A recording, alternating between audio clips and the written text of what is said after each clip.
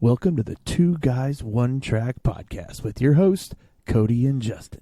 All right, what's up, everybody? What's going on? Cody. It's Justin. And we are back with the Two Guys, One Track podcast here on another lovely Thursday. Always the Thursday. All right, and guess what? We've said it a couple times, we've had some technical difficulties because we are new at this. We're finally live on YouTube. What's up? What is up, everybody? I am Cody. I'm Justin. Yeah, so now you know who we are. We're here doing our normal routine for you YouTube people. We're a couple guys just talking about classic rock and everything associated with music in general. Mm-hmm. Absolutely. Tell me about yourself, Justin. Everything. Well, I've known my man Cody here for what? We're going on... Good Lord. It's 15 years? Well over a decade, working yeah. on to somewhere in We've there. been kind of attached to the hip ever since. You know, we got Just so much the in best common. of boys. And, we're both musicians. Yep. I'm a drummer. Yep, guitar player. It's just a love for music ever since I was a kid. The only one in my family that pretty much has a musical bone in my body. Thank God my kids both took that.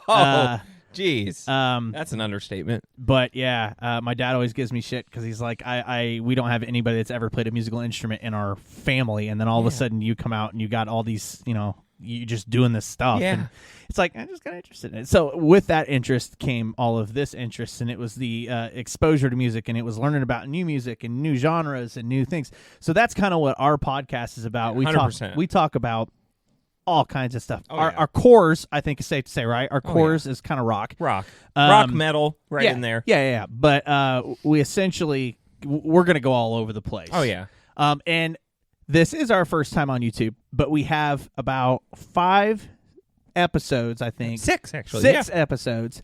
That's just the podcast that we did. Yep, so and you can go check those out. Podbean, Spotify, iHeartRadio, and I think we're on Apple Music or something along those lines too. No, it's Amazon Music. Amazon Music, correct. Yes. So yeah, we're up there. We've got a bunch of episodes. Most of them are upwards of a couple hours long. And that's Two Guys, One Track. The number 2, Guys with a Z, yeah, Guys One with Track. Mm-hmm. Threw that out there. We had to break it off. There's a lot of that out there. You know, we wanted to come up with a name. There was like a little 15 other people and, using the Guys with Track, and it was like, okay, yeah. Yeah, so we wanted to do something a little So different. we went a little different on it. Oh, yeah. Well, you know, I think that's funny. Like you say, you're the only person, in your family with, like, the musical talent. But you talk about in the past, in some of our episodes, Justin's talked about the fact that his dad was really into a lot of, like, rock and roll and stuff. And so I feel like even though he didn't, express that through playing, that's probably still where he got it from, because my parents, not a lick of instrument in the world, but my God, do they love music. But your parents are like deep-rooted into music. For sure. They go to concerts. Well, and then, so I met my mom's dad 2 years ago for the first time, okay? And so I'm 32, he's 76 years old, and it turns out this guy's a guitar player. Nice. He's been a professional guitar player his whole life. Oh, wow. His son, my Uncle Mike, is a guitar player who runs a studio company that does big musical production, and there it comes. It's like this big spark. Like, that's why. Yeah, all the chains meet together. Because I always knew. Like, it just made sense. When I play guitar, it's just a part of me. I don't know. Yep. It's just a thing. So well, you feel it. Yeah, right? you do. Yeah. And I know you feel it. I've played with you a million times. Yep, like, you just get lost. Same. Oh, yeah. Yeah. Get lost in a groove, and then all of a sudden the timing syncs back up, and you're just like, oh. There it is. Yeah. And Cody knows. All right, a little trivia. See if you can test him. He'll ace this anyway. I hope so. What is my favorite thing about a song when you're playing it? What part? In the types of songs we play? Well, yeah, just in music in general. When we're listening to a song and there's a really good part of a song, what is it for me that really gets it, just yokes it? It's definitely that breakdown. Yes. Yeah. The breakdown. Like, that's our meat and potatoes. Whenever there's a good breakdown, I'm in. I'm sold. Even if I don't even know who it is. Even if I don't like the Michelle song. Branch has a couple good breakdowns. She does. Example. You know what I'm saying? I wouldn't sit and listen to Michelle Branch, but I can appreciate the breakdown. So I'll listen to that. For a slapper. Yeah. Well, it's like that. There you go. It's like that movie with Owen Wilson and Vince Vaughn, The Interview. Yep. Where they go to work for Google. Oh, yeah. He's like, I challenge you to listen to this Alanis Morissette song and not get psyched. And he starts singing, damn it. It's like rain. Yep. That shit killed me. Yep. He's not wrong either. No, man. So, but yeah, we're here. We're a bunch of goofballs too. Yeah. we tend to but we tend to steer off the rails sometimes on topics, and that's okay because it's still interlaced with everything. We're trying to keep it in that podcast format where we freewheel a lot. Yeah, big time. Because a big part of this for us is like both of us, I could say equally, are into comedy, and so we have a great sense of humor between us. So we try. We'll tangent off on some stupid wheel about these hypotheticals that we come up with for no reason, and it's hilarious too. Yeah. So that's part of it too. You'll find that a bit as well. So part of the structure that we've had. Yes, there is some structure. Yeah. we started off with this where we were like, okay, what we want to do is we want to go where rock started and discuss the roots and then work our way all the way up to like present day. Now we've mixed it up a little bit, and sometimes like when we got the 70s, it'll be coming up here in a couple of weeks. Yes. We're gonna have to make that like two episodes because sure. there's so much content and there's so much good rock and roll and music in general in the 70s that was there. But we're throwing stuff in there. So like our last podcast that we did was about actual music television. Yes. That one was really cool. We had fun with that. We got to reminisce, right? And I did watch MTV Fear, and it is still amazing. Yep. And they absolutely need to reboot it. Yep. We talked about MTV Fear, the show from MTV, because we got into, of course, how it went to shows and videos and things like that. And both of us are like, when we're done with this, we're going to watch MTV Fear. We're going to do it. And I think we both did that night. Oh, so yes. It was great. Oh, man. But so this week, my man, it's all you. So what is this week? So we did our decade series, and we're going to continue that. And what we're doing with that especially is breaking it up, because we figured out quickly that if we just did it in order, we're going to be out of music in just a very short amount of time. Yeah. So we are doing the series we've called Pick a Band. Mm-hmm. And what that is Justin gives me a list of bands. I give Justin a list of bands. Justin takes all those bands, and we put them in a hat. We put them in whatever, and we pick one band out at random, and we're going to dive into that band. We're going to talk about them, the history, their discography, members, passing, different things like that. Favorite songs, squabbles songs, between members. all the juicy Gosh, stuff. I can't wait till we get to Fleetwood Mac. That's going to be a freaking landslide. I can't help myself. Anyways. Teed that one up. I like it. Anyways. But yeah, so tonight we are doing, what are we doing, Justin? Tell them. Foo Fighters. The Foo Fighters. The Foos. Which is hilarious because between me and Justin, that's like, as far as bands that are currently touring, we love the Foo Fighters. It was weird too because we had a couple. The idea for our first go round on this was we threw a handful of bands in there that I knew of but didn't know. He did the same thing, and then sprinkled in there was stuff we really know. Yes. And Foo Fighters was one of those, like, we really know the Foo Fighters, and I'll be damned, it's not the couldn't have got any better, really. Yeah, it happens. It's okay. Yeah. Wouldn't have it any other way. Otherwise known as the Holy Shits. Yes. And the DGs. Yes. So, Holy Shits. So great. Yeah. Do you know about that? Not exactly. The Holy Shits. No. So they did a underground performance like in 2016, and they went as the Holy Shits. Oh my god! So they weren't the Foo Fighters; they went as the Holy Shits. So they didn't have this huge, flock. It was It was like an impromptu thing that they did. Hell yeah! And it was cool. Oh man, it was a one-time thing, I think. Oh, I love it. The Holy Shits. Well, and that's what, like, they're a band that's known for that. Like, Dave is known for just sticking himself in weird spots where you wouldn't expect to see him, and there he is, like his homeless barbecue grilling and all this. Or as Satan in Tenacious D, which, to be honest, I didn't even know that was him for a good 10 times of watching that movie. They did a really good job of making it goodness, did they look ever like him or anything. So interesting enough, the DGs thing, we kind of started talking about that before we turned the camera on. They did an entire album that was BG covers. Yes. Nothing but BG covers. Oh, there's and you know the name of the album? What is the name? Hail Satan. Let's go. I don't know. You cover the Bee Gees and you call it Hail Satan. My gosh! It's like that's dark shit, man. That's something. It must be that light and darkness thing, that they're trying to do. I don't know what it is. There's comedy in that too. Obviously, that's what I think that's exactly it's satire. What it is. Obviously, Dave's satire, but because that's like you look at people like Ronnie James Dio, like hell, but look at Ronnie James Dio, dude. Yeah. He's like Richard Simmons of metal. I've said that like forever. Clean cut, Not to hate on him, I love him. No, absolutely, absolutely. But yeah, it was very. That's interesting. I actually just recently started listening to the DGs, which funny enough, DG Dave Grohl instead of Bee Gees. Yes. It was interesting because everything's falsetto, obviously. Oh, you have. How and could you not? It's like I know there's probably some auto tune in there. Oh yeah, I want to think. Yeah, you would think but so. Or at least some harmonizers dude, or something. Damn, it's good. More Than a Woman. Oh, that one's that was one I was just dude. That was so good. Listen, and you're listening to it. And it was so good. You're like, damn, this is produced really well. And it's Dave. Yeah, it's Dave. Yeah. So it's like, dang. So it's really cool. If you haven't seen that or check that out, because that'll at least get you some of your feel goods. And I'll get this out of the way out of the gate, and we can move on from there. But like, rest in peace, Taylor Hawkins. Yeah, man. dude. That at just 50. I rarely feel something when I see a celebrity passing these days because I don't have a lot of connection to that stuff. But man, that one really hurt. Yeah, because as a drummer, and it didn't even hurt me. It hurt me specifically. I was hurting because I knew Dave hurt. Like I knew, and that man's been through so much, and his kid, and man, that sucks. It's just nuts. It's never good.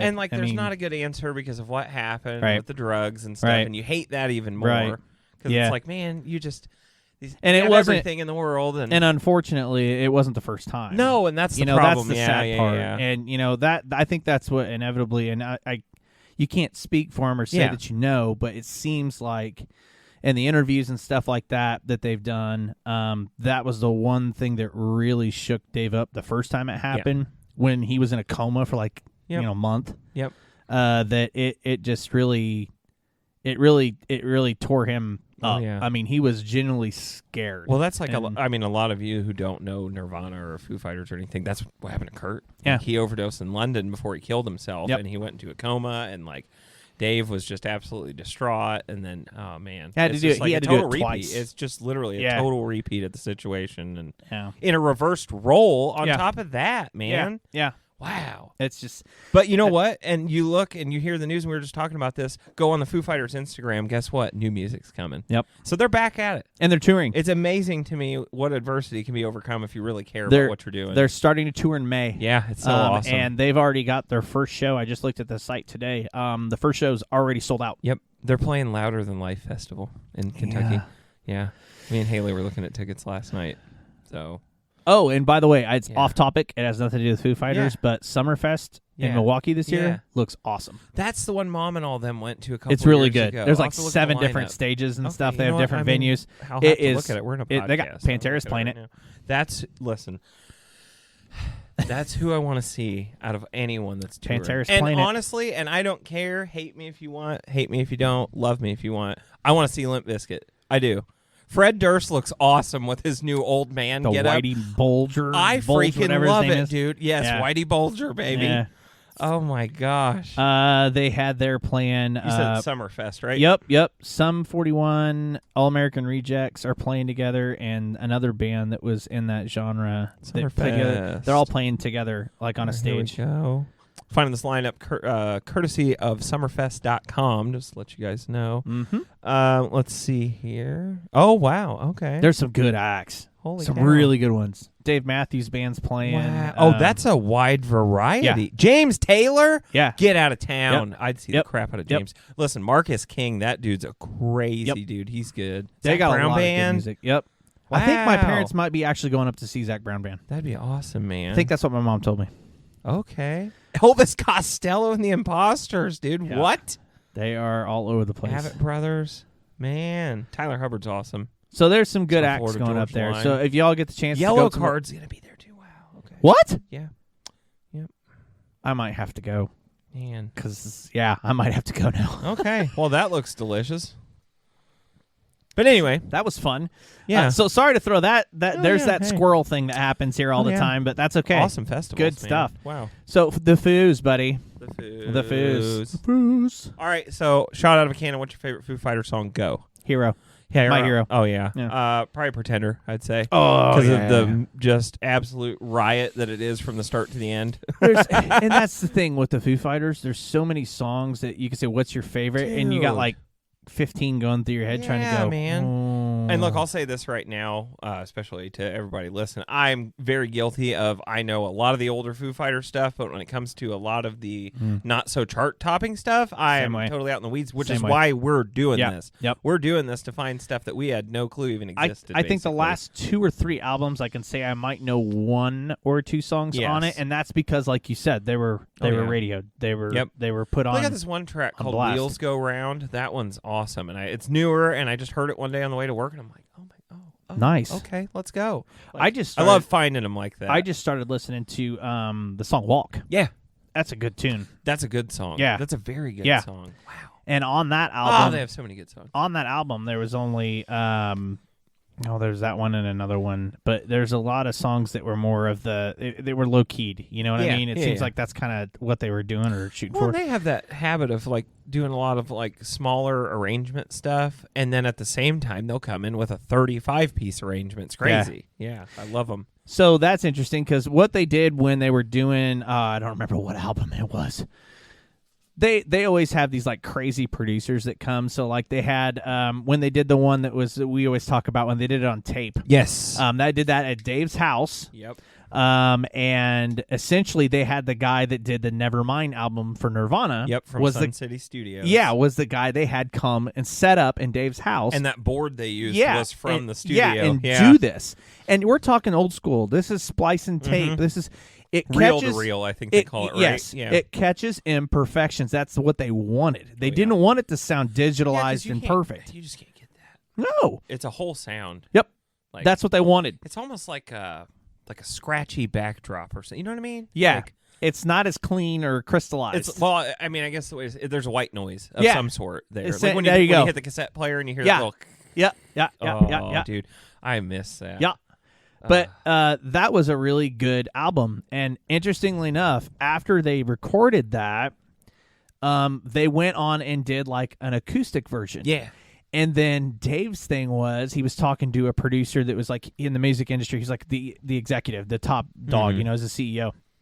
And he was just complaining because he was like, man, it's like I want to do all this acoustic stuff and then I want to Foo Fighters is about guitar. Yeah, oh yeah. It's always heavy guitar, and amazing drumming and everybody in it's amazing. But it's always been about heavy guitar because you got two guys that are just slaying all the time. Yep. And they take it to where he's like, I want the acoustic side and I want the full rock side. And he goes, he's like trying not to mimic this. He goes, you just put them together. And he goes, you can't. You could do that because they did an acoustic session and it was like, oh, okay, we're gonna do. But that's where they brought Pat Smear back. Yes, and they did the acoustic session with Pat Smear. Fucking awesome. And I think it was one of those where Chris Shiflett is their guitarist. And he's their lead. Yeah, he was kind of like, I don't know, is Pat taking my place? Because he was always afraid that Pat was going to come back and take his place because he's got such a deep root with the Foo Fighters. Yep. And Dave has always said, Pat's a Foo Fighter. Yep. No matter if he's in the band or he's not, he is always a Foo Fighter because he's just got that deep root in the band. Exactly. Since they started. Yep. I mean, when Dave was doing this stuff on his own and he recorded the first one in his garage and it was just stuff he wanted to get out and play. And it was just him. And then he realized, I need guys. Yep. Pat Smear was first guy. Yeah, why would so, and I mean, anywhere else. Yeah, and they're the guys they've had. I mean, if you really jump into kind of, and I know you have, if you really jump into kind of the whole progression of how the Foo Fighters became and then through their thing, there's some animosity in there. There's some issues and things like that with William Goldschmidt, the drummer. Oh yeah, that started. I mean, how hard must it have been to be one? It's all the stuff that Dave wrote. Oh yeah, and he's got it already in his head what he wants played. Yep. And then you have to come in and play that. Yeah. And kind of read his mind on what he wants to play.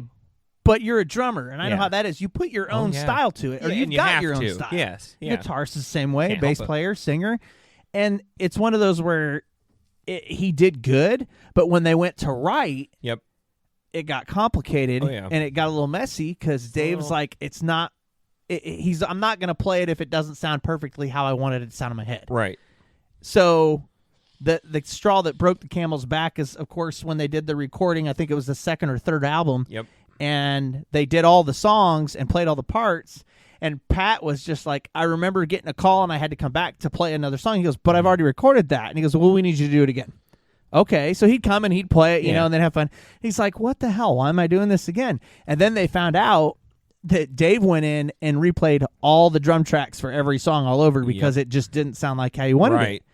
And that that can't not piss you off. Oh, dude. It's got to, you know, and I think, I guess I get it from both sides too, yeah, because like that's the imagine hard part. being Dave and writing this, and you got this melody stuck in your head a certain way, and the only way to express it is to play it, and you kind of just have to take the reins. I think too. Yeah, I think especially at his level. You know what I mean? At and that that's level. the thing. It's like you want to be a little pissed off at Dave for making a dick move, you know. Sure. But then again, you look back and you go, like, but he wrote it, and he's sitting here going, "This is what I want." And maybe I think what the way he said it is that I just some paraphrasing here was that he's really good and he's a damn good drummer, but he wasn't playing it like I wanted. Yeah, and that happens. We've seen that throughout bands forever. Like it just didn't vibe. It just didn't clash. Something wasn't right. And the worst kick in the teeth I think is when. And Goldsmith was the one that was saying Goldsmith was the one saying. So after all that BS happened, he goes, I'm a little miffed, right? I'm like, well, what do you mean you went and did all my drum parts again? They're gone. They're not on the album. So it's not me playing. And he goes, yeah, but I still want you to be, you're still in the band. I still want you to go play the live stuff with us. But he has to play it like Dave. Yeah. And he's like, I'm not you. Right. I don't play like you. I don't, I can't, I'm not playing that because that's not what I want. So, and Dave wanted him to do it because he didn't want him to leave. Right. I think Dave also knew, how can he not? I 100% get that. You know, and he's like, I completely understood why he went. Look. And I think it tore him up a little bit, too, because in an interview that I watched him get it was very uncomfortable for Dave to talk about it. Because I think he was pissed off that it had to happen. Yes. He was pissed off, I think, at himself a little bit, too, that he did it. But at the end of the day, he said, I would do it again. Oh, yeah. Yeah. Well, I mean, look at the result. You know exactly. What I mean? Like, hate to say it, but sometimes the result you want doesn't happen the way you want it to. Little sacrifice. You know, exactly. And maybe not even that. It's like there's just times when you have to call it, when you know that it's not going to work. Nope. You know, and he's one of those, he has such an ear for producing and knowing what's going to be good and knowing what to put out there to the people and what not to at the same time that like I'm with you. I think it's on him at the end of the day. Like it is shitty, be it the way it happened, but I probably would have had to say, I would have done the same thing, I think, in his shoes. You think he feels like it's his responsibility? I think so, because I think there's a certain... People hold him to a standard. And we know absolutely. That. And especially coming off of Nirvana, you are held to a crazy standard from that scene. And people didn't want him to come out slinging stuff that was so off base they couldn't relate to it. So, and I know you know this, how pissed off were people at him that he was coming out and playing songs that weren't Nirvana, for one, and two, that he wasn't playing drums, he was playing a guitar and trying to sing in front of it. Oh, yeah. Dude, it was... Well, because you got to remember the core base of that, not you, but like the people, the core base of the Nirvana fans and grunge fans in general, a lot of them are old punk fans. And those people will hold you to your accountability through and through to the point where it's ridiculous, where you can't even live up to these standards. Like, oh, you sell out, corporate, la, la, la. Well, guess what? Selling out pays off when you're Dave Grohl. I'm sorry, but it did. But here's the thing. I don't think he sold out. Not at all. That music was in him from the word when I say go. When I say the word sell out, what I mean is you're selling out stadiums. That's what I mean by it, because people call people a sellout, but all that means to me is you're jealous. There's jealousy involved. You cashed in when you saw the opportunity. And why wouldn't you? Isn't that the goal? Yeah. If you can do something you love and then on top of it make a shitload of money, I'm going to do that. And here's the thing too, right? So let's look at age and let's look at progression and let's look at how you play music and how you listen to music and what you listen to, your demographic as you age. Oh yeah. So changes a lot. You look at Seattle in the 90s. Yeah. First off. Oh yeah. All right. And then you look at Nirvana. You look at the type of music that was getting played, and then a lot of people sit there and they go, "Oh, it was just a straight grunge." And all that. They had shit that wasn't just grunge. Oh yeah. I mean, they were a grunge band. Don't get me wrong. Oh yeah, but they had a lot of feel that wasn't just grunge. Yep. They had some pop rock. Well, I've said this forever, but like people lump Soundgarden into that grunge phase, and yeah, they're a bit grunge, but they're more metal than grunge. I think you're listen right. to some freaking Soundgarden. They're hard. I think they are. Alice in Chains, that's metal. Yeah, like, that's metal to me. I know it's grunge, but it is metal. Oh, I don't think it's grunge. Like I don't see. It's the plaid shirts. Like I always feel like if there's a plaid shirt involved, they call it grunge. Like that's really what it was. You're right. Funny story about that. So the plaid shirt thing with the grunge phase. Yeah. The boys in Portland out in the woods, these guys that were lumberjacks and worked jobs, various forestry jobs and stuff, they would come into these shows after work and drink beer and listen to these bands when it started, and that's where that came from. So when you see these goth and punk kids walking around wearing that, it actually came from lumberjacks, and it's hilarious to me. I think it's funny. You're all dressing like rock and roll lumberjacks. That's awesome. It's so cool. But, and then you got Jackal out there. I don't even want to talk about that. Rock and roll fucking... They put the chainsaw in it, right? He took it too far. Jesse James Dupree, damn it. But it's good shit. Oh, yeah. It's great. I had a couple plaid shirts. I'm not going to lie. Oh, of course. I'm not going to lie. Well, and like talking about rotating members and stuff, I know I was reading something about Rami, and his last name, I think it's Jaffe. Right? Yeah. The organ Jaffe. player. Yep. They made him an official member in 2017 because he had been in and out. He'd left, and he finally had done that studio piece with him, and they just immediately... That was when he did the thing at Dave's house. And they brought him back like, full. Listen, you're in. You're a Foo. No matter how long you're in, how long you're out, you're a Foo. And that's the one thing that's different about Foo Fighters, and a lot of people might not know this with Queens of the Stone Age. These are bands made up of people from other bands. Right. So a lot of these people have other commitments, and that's why you don't see them touring 365 a year. You see them playing 15 shows a year. And they're doing something else in between. Interesting you brought Queens of the Stone Age up. That's Dave Grohl on the drums. Yep. That's what I was going to get to. That's the whole deal. And the thing is when that all happened, remember this? That all happened when they hit that wall and they were trying to write, and they were actually determining on if they were going to break up the Foo Fighters or not, because they hit a wall. They couldn't come up with something original that they liked that was bringing them back to what they were started with, right? And how their sound was. They had grown a little bit, or they had went in different directions and tried new things, and it was kind of going that direction, but it wasn't. I think the way that they described it didn't feel like the Foo Fighters. Right. So I think Dave's explanation of it was something, because he loves Queen of the Stone Age. Oh, yeah. And he actually just decided, I got to go do this, because he got the offer to go do it. Yep. And he was like, yeah, I'm going to go do it. So he was playing that. And the guys that are in the band were just like, what? They were just left in hiatus. Because it was like, well, we'll come back and we'll start recording. I'm going on this 6-month tour with Queens of Stone Age. And they're like, what do you mean you're going on tour with Queens of the Stone Age? Did you quit the band, or are you with them now? And he was like, no, I didn't quit this band. I'm in that band too. Yeah. And he went and played drums for 6 months. Just and then when duty. he came back and they were playing, he would book shows with the Foo Fighters and them together and play both. So that's what they're doing at Louder Than Life. Foo Fighters play the first day, Queens play the last day. Yeah. That's why I want to go. The interesting part was it pissed Taylor Hawkins off. I know. I mean, it pissed him off. Oh, yeah. They were, because Dave and him, that's where it started. They got no knockout drag out in a practice. No, I heard about that. And it was just this, it was brutal. And then he was like, the next day he was on a plane to go drum for the Queens of Stone Age, and they're like, okay, are we done? Right. Yeah. That's got to be. Oh, dude. Well, you got to think that's got some influence on it. Like, that's why it happened so abruptly. But I think at some point, and you know this just as well, I think at some point you have to kind of shut it off and do 100%. something completely different to be creative again. 100%. Welcome to our podcast. Yeah, right? Great point. Dude, I love it. Great point. Now, I'll say this. We're talking about all the members. Their bass player, I know nothing about their bass player, and that's my fault. Nate Mendel? Yeah, He's been with them for, I want to say, damn near the beginning. Well, yeah, because as far as their members list, he's the only listed bass guitar player Yeah, they've had. I'm sure they've had some fill-ins when they needed it, but... Yeah, let me see. I actually have a timeline in front of me, and it's interesting because it has barcodes. Yeah. It's like a bar graph.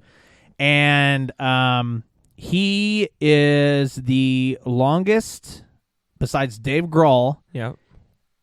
He started in 95, and Dave started this in mid 94. Okay, so yeah, there we go then. Yeah, he's been the bass player ever since. Makes sense to me.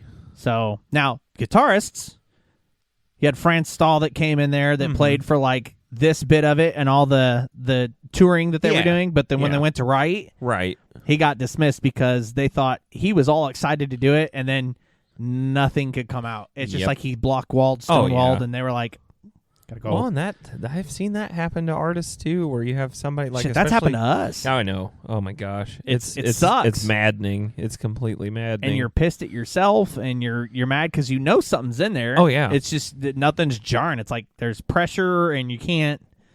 It sucks. It sucks. And they've gone through.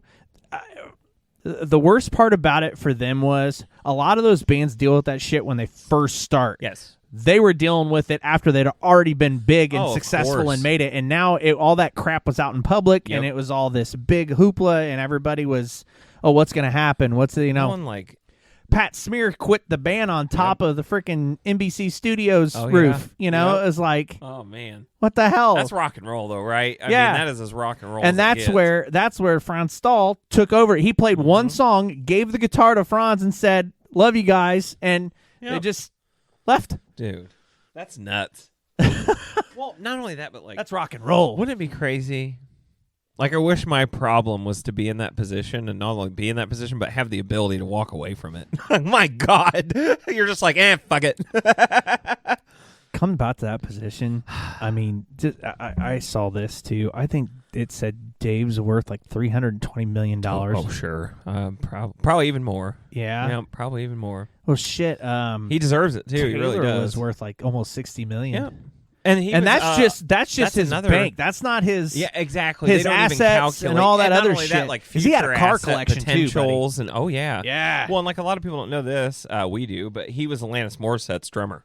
So that's where he really got his notoriety coming up, and he had to make a hard call leaving her to go to the Foo Fighters. I remember when Dave Grohl was talking about that, and he's like, "You want to do what?" Yeah. And he goes, "Why would you want to leave him?" Because she was the hottest thing in the country. That was it. She was on fire, and she's awesome. I love. Oh yeah, Jagged Little Pill had literally was just come out and it was huge, and Taylor was like, they had an opening because that's right when William was out or quit the band, and they're like, hey, they're looking for a drummer, and he's like, I'm in, I'm going, I'm doing it, done. Yep. And he said it too in his own words. He said, when Dave Grohl calls you and says he wants you to play drums, you go play drums for Dave Grohl. Yeah. I was like, yeah, you do. Yeah. I always remember your wife's story about getting Jagged Little Pill and singing that shit in her bedroom, and her mom didn't know what she got her. Oh man, kind of reminds me of the time my dad bought me the Naughty by Nature CD. Yes, and had no idea. Put it in his truck. And what was it? It's not the Kitty Cat song, but it's something like that. But it's like, always my kitty cat, or my kitty cat at stroking me. Yep. And my dad's looking back over his shoulder like, what the hell did I just buy you? And I'm like, Dad, it says parental advisory on the front of the CD case, man. And he's like, nah. So we just listened to Hip Hop Hooray over and over and over and over and over and over. Hip Hop Hooray is fantastic. Yeah. He was okay with that because it was like, okay, not his jam. Right. But at least it wasn't, talking about kitty cat in that sense. Justin's an original pussy player. You down with OPP? Yeah, you know me. That's why I was, you know me. With the Foo. The Foo. They are, in my opinion, and they're one of my favorites. Mm-hmm. I think they're innovative. They're especially original. As far as live bands. Oh, absolutely. They're entertaining. I'd rather watch their live stuff or listen to their live than even just sit down and listen to their albums sometimes. And the weird part is you always hear stories. Like when Dave fell off the stage and broke his fucking leg and got back up while they put a fucking boot on him while he was playing with a guitar. The doctor that came up and actually held his foot while he played, they met again on an interview for some small interview, and it was really cool. And he ended up bringing him on stage in a show they played like a year later over there. It was awesome. Man. So awesome, dude. He's a good. I think he's just a. Well, you know why? Because I think he's that level of. I see this with some celebrities and comedians and stuff, where you're at this level of fame that almost feels like you're not a real person, but you're also the realest person ever. So when you meet someone like that, they're just so humble and so nice. Like I've met, comedians and different artists at shows we've went to. I met fucking Will Smith one time, which granted before all this recent controversy. You didn't. I met Will he Smith kept his wife out of your mouth, right? Fucking Ozfest. We waited in line. 2005. Jada Pinkett had this metal band called Wicked Wisdom, and they were pretty good. Yeah. And everybody's cheering, and he comes out on stage in a fucking wife beater and just starts headbanging with the whole crowd. And then they sat at this little table and did signings. We went through the line, and it was just the weirdest day of my life. Wow. And just different people like that. We met this one metal band. Me and my buddy used to kind of follow them around a little bit, so they'd go to St. Louis, Peoria, and we'd kind of go see them. And we met them 6 or 7 times, and they give us how do you guys set up the shows? How does the production crew work? And at one point they gave us applications to work for the setup crew that they had. We're like, okay. They're like, oh, you do it by doing it. We can hook you up. So wait a minute, let me get this straight. And y'all heard that. Let me get this straight. Oh, yeah. You got an application to be a roadie, and you didn't do it? Never, too tied down with life, you know what I mean?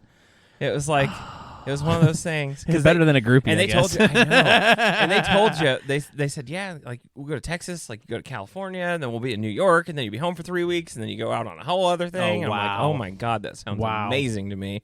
That'd be just a blast. The people you'd meet. That's the thing, exactly. You would come across the most fascinating people in the world that way, I think. That'd just be cool. That's nuts. But that's the live show thing. I think that's part of why I like rock and roll, because there's a whole culture that surrounds a show that's just love. Right. So fun. It's cool too. Promotions and merch. Everybody loves merch. Foo Fighters. They have some of the coolest T-shirts. And they do. Hats and they do. And let's be honest. If you're walking through Walmart and you see some other dude, or some other lady with a freaking Foo Fighters T-shirt on, there's a good chance you have a lot in common with that person because they like good music. Oh man. Yes. I can't tell you how many times I've been at a show with people from all different spectrums. Yep. And everybody gets along because we love the music. Yeah, commonality. Everything ceases to exist besides that music when you're at a show like that, especially with them. And that's what we've talked about this before. And if you listen to some of our other podcasts, which you should, we get into this. It's that glue. It's what brings people from different races, cultures, nationalities, Listen, opinions. when you're in a circle full of all that shit shirtless goes away. dudes that want to punch each other in the face, but then the second someone hits the ground, everyone stops to pick you up and hugs you. Yeah. That's something you can't even explain. Yeah. It's hard. Different. It's undescribable.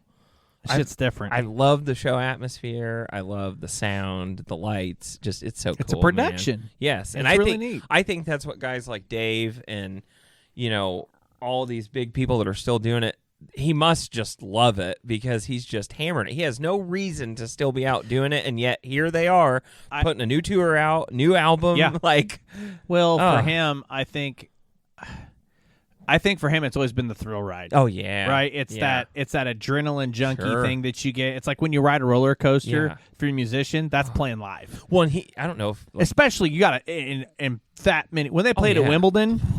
He couldn't keep his shit together. He got emotional because it was so many people. Well, I feel like that's the top of the mark. How do you know what I mean? He said you can't. That place is huge. Well, it's because I think you're seeing a real percentage of the people that made your career in front of your face, and how do you even and they're still say supporting thanks? you. Yeah, exactly. Yeah. It's like wow. Yeah, that's absolutely. insane. So nuts. That's how you know you made it. That's what I'm saying exactly. Well, not only that, but you could throw a Foo Fighters song on, especially some of their older hot stuff, like Hero or whatever, Everlong, on in a lot of settings, and there's not very many people who are going to be upset about it. Dude. Or that don't know it. Yeah, they're going to be like, okay, yeah, all right, yeah. Or if you've seen a movie from the 2000s, you've probably heard the Foo. Come on. That's another. Nikki? Good Lord. Yeah, oh yeah. That's another one of mine that you brought up that I really likes, Everlong. Oh man, and that's just because that's my favorite Foo Fighters song to play. Easily. I think mine too. Yeah. Well, did we? Between My Hero and Everlong, I think, and I still play Everlong. Oh, yeah. Our band still plays it. And it's by far one of my favorites just because of the drum work, because it's so busy. Yeah. And that's why I like it on the guitar side, too, because it goes from fast to slow. I don't want to sound conceited, but it takes a skill level to play it. Yes. Because that's what I love about it. Oh, when we first started playing that years ago, I mean, it took a long time to get the timing rounded out on that bad boy, and you worked your ass off. That baby's got a lot of a lot of sweat. Oh yeah. So Taylor, props, because that's It's a lot of moving, buddy. Of course, when you Yes. watch him do that, and then we talked about this too a little bit. His kid, Oh man, he's awesome. Yeah, at his the show they did for him, he came out and played. Yep. Everlong. At 16, just No, it was My Hero. It was My Hero. Me. It was My Hero. That kid hits the drum so damn hard. Just like his dad. Oh man. Oh, I think he had his dad beat. I mean, Honestly. he beat the shit out of them Shane things. Hawkins, that's his name. Yes. Yep. God, I he was was, trying to and think of it was almost emotional. Yeah. You know? Oh, it was, dude. I But got a little tear about it. Yeah, it you was. could see it in his face. Yeah, Like, you could just see. And oh man, you could tell he's gonna be one of those. He already got an award. Yep. And you could tell he's very passionate. Oh, I could see, dude. If the Foos keep going like they're going, I could see in 5-6 years, old Shane stepping up, filling dad's shoes in a little bit. I could see. and I it mean, happening. they're shit. We were gonna talk about this too, Matt Cameron. Yeah. There's no per the Foos. Like today, Yeah. Right now, there is no set drummer. right. They're not saying who drummer is. Yep. Okay, but Matt Cameron's been coming in and out of the studio. He's been hanging around. Just things seems like that. Yeah. But you got Audio Slave, Yes. Soundgarden. I mean, it's like Pearl Jam. Yep. They're Pearl Jam's drummer. Oh yeah. And you're looking at not Audio Slave. It was Pearl Jam, and I'm sorry, I don't know where Audio Slave came from. Soundgarden and Pearl Jam. I mean, that on your resume alone says you're qualified. Yeah. And him and Taylor were really, really good friends too. Yeah. So that had some bearing there, but I'm interested to see who's actually going to be. Watch it come out of left field too. Kind of right? the- Like, wouldn't that be crazy? That would be weird. This is just like that whole Mick Mars thing that's going on. Did you see the little snippets Oh about my that? gosh, the lawsuit. Well, because and- everything was like, we talked about this in one of the episodes. We're like, they're having John 5 do it, and Mick came out and said he couldn't do it. Well, then it turns out like now there's a lawsuit, and he's talking shit about all this stuff that went down. We got to steer away from food for a minute. We got to talk about that Hey, for that's current happening. Oh yeah, we have to talk about this. So from what I've read, saving that in my pocket. and I read a whole article on it too, and it had a lot to do with stuff that was quotes from his lawyer and so on and so forth. From what I understand, and correct me if I'm wrong, Mick left because of the issue. Yes. Right? The MA. Yep. He had left because of that, because his spine is fused from his waist to his neck. Yep. He can't even turn his head from it's side insane. to side. And that's why he looks like he looks. Oh, yeah. Yeah. But it did not affect his ability to play. It simply affects his ability to travel. Right. So his thought was, I don't want to tour. Oh, yeah. But I want to be in the band for new music. Oh, sure. He was holding out for a residency in Vegas. Exactly. And that's what I had heard a while ago. And that was the thing. He was like, if we get that residency, I'm back because I That's it. live there One and I spot, can play every no night because I problem. can play. Yep. And here's the thing. The man can play. Oh, yeah, he can. And still play. He really can. At 71. I watched some Guitar World videos of him He's playing amazing. some licks, and he's still got it, man. There's no question there. The but it problem, looks like a store mannequin playing guitar. Like, that's how stuck he is. Like, Yeah, it sucks. but I can't imagine. he still does it, though. Oh, yeah, that's the thing. Yeah. he'll go But right through it. apparently, the guys sent him notice that he had to give up his presidency or his directorship because they have 10 or 12 off companies off of Motley Crue. Yep. And he's, of course, what is it? He's a fifth? Yeah. Of ownership of it. And it's one of those to where it was like fourth. I think there's 4 of them. 4. I'm sorry, he's a quarter. You're right. I'm sorry. He's a quarter owner of all of it. And they pretty much said you got to give all that up and your title because you quit the band. He's like, what the hell? No, I didn't. No, We've talked about that. I didn't quit anything. Oh, yeah. I'm just not touring. I think what got them was his conversation piece that he had to do other things while they were touring. Right. And I think that was that's what set the wheels in motion. And that's what I had personally. heard, I don't know. All of a sudden, there was this talk about the Mick Mars solo album that he was going to do and all this stuff And right they got after he pissed. said he couldn't do anything. And they got pissed. And that's where the confusion came in. It's not that he couldn't play. He physically just couldn't couldn't tour travel around. Exactly. So that's, And I think they got pissed and they got shitty and gone. Well, you know how it is. Like, a lot of times there are people that sue each other that never ever have a problem with each other physically, it's two lawyers going at it because of some bullshit that happened too. Right. And for all we know, maybe they're even getting along and we don't know it. I personally think I personally think that Nikki Sixx got butthurt 100%. because he was giving Mick Mars shit for like the last before the tour even started. He was giving him shit. He was saying, he's missing notes and he's playing the wrong chords and everything. And now all the shit comes out that they go. They're using how many? They said Mick Mars said. Yeah. How many notes did you play on tour? Yep. It was all backtracked, every piece of it. Yep. Hell, and Tommy Lee too. And Tommy's. Because they have a video of him walking to the riser and the drum parts start before he even gets on. I told you when I saw them at Crew Fest, he multiple times was doing something completely different, and the drums fucking went on. Yep. And here's the interesting part. Every one of those guys in Motley Crue has caught shit from other musicians, always fans, and everything else. You never hear crap about Mick Mars. Well, no, never. No. Why is that? Yep.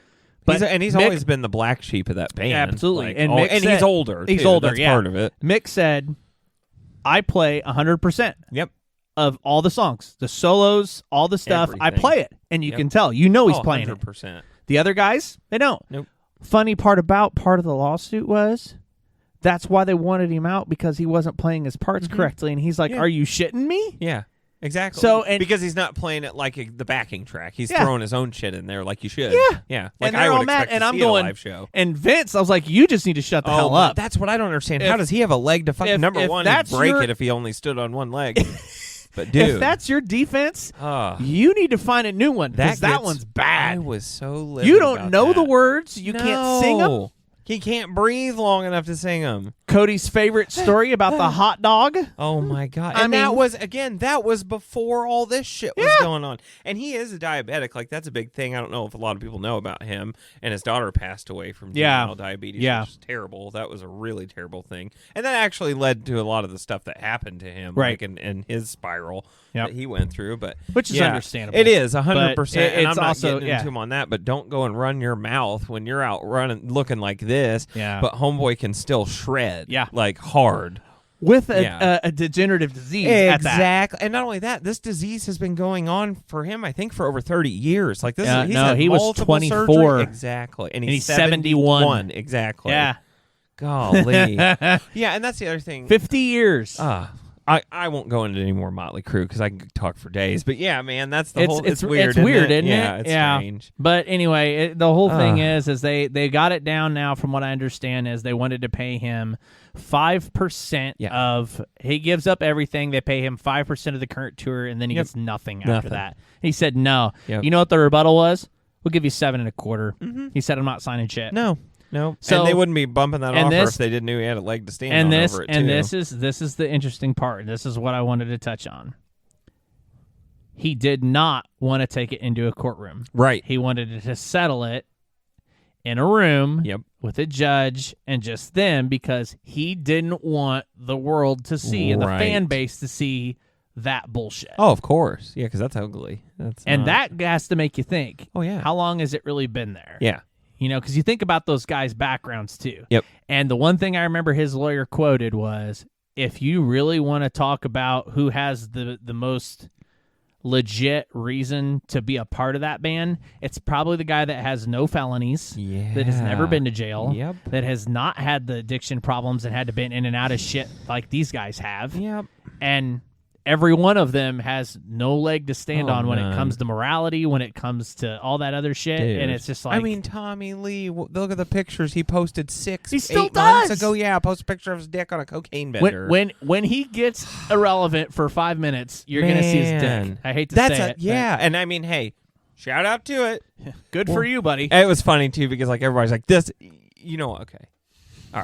All right, one more thing. Our podcast went to Tommy's dick. I just think it's funny in this climate that we're in today with everything that goes on, and I won't say anything specific, but in the climate we live in today, that when that picture went up, not one person canceled Tommy Lee. He's just still out there being Tommy Lee because if you read the comments like, this is terrible, but damn. Yeah. It's one of those when you got it, you got it, have something controversial, but then you go, but... Never gonna happen. I love it. I thought that was just so I'm funny. Out, so yeah, but anyway, it's cool. So there's an example of kind of the bender we go on sometimes. Oh, yeah, of course. It's something that just comes up. You got that's half the fun. At least touch base on it. But and here's the thing. I love Motley Crue. Oh, yeah. I have, and Cody knows this, and we've talked about it. I grew up on it. And so I did too. My brother was he was part of the crew. He was just very adamant. Every time there was, I still remember being a kid going to Michigan and being in the back of a minivan, laying down at night because we were going at night. We drove through the night up to my uncle's house in Michigan. Oh, yeah, I know. And the preamble to Dr. Feelgood with the ambulance and then the impact, and it started Dr. Feelgood. We'd listen to that thing over and over and over and over. And my dad, God bless him, just kept hitting the back button. Yeah. Kept hitting the back button. Kept hitting the back button. And it was just, I mean, it went on and on and on and on. It was great. So I mean, that's the kind of, I love him. I love him. Kickstart My Heart's probably one of my favorite songs. I've SOS. said this forever. All that. Oh, my gosh. If you want to get hyped or, like, there's some situation where you're trying to get jazzed up, dude, Kickstart My Heart will fire your blood up and we've quickly. Talked about this. They're like that arena rock. Yes. That just will get you pumped. Yeah.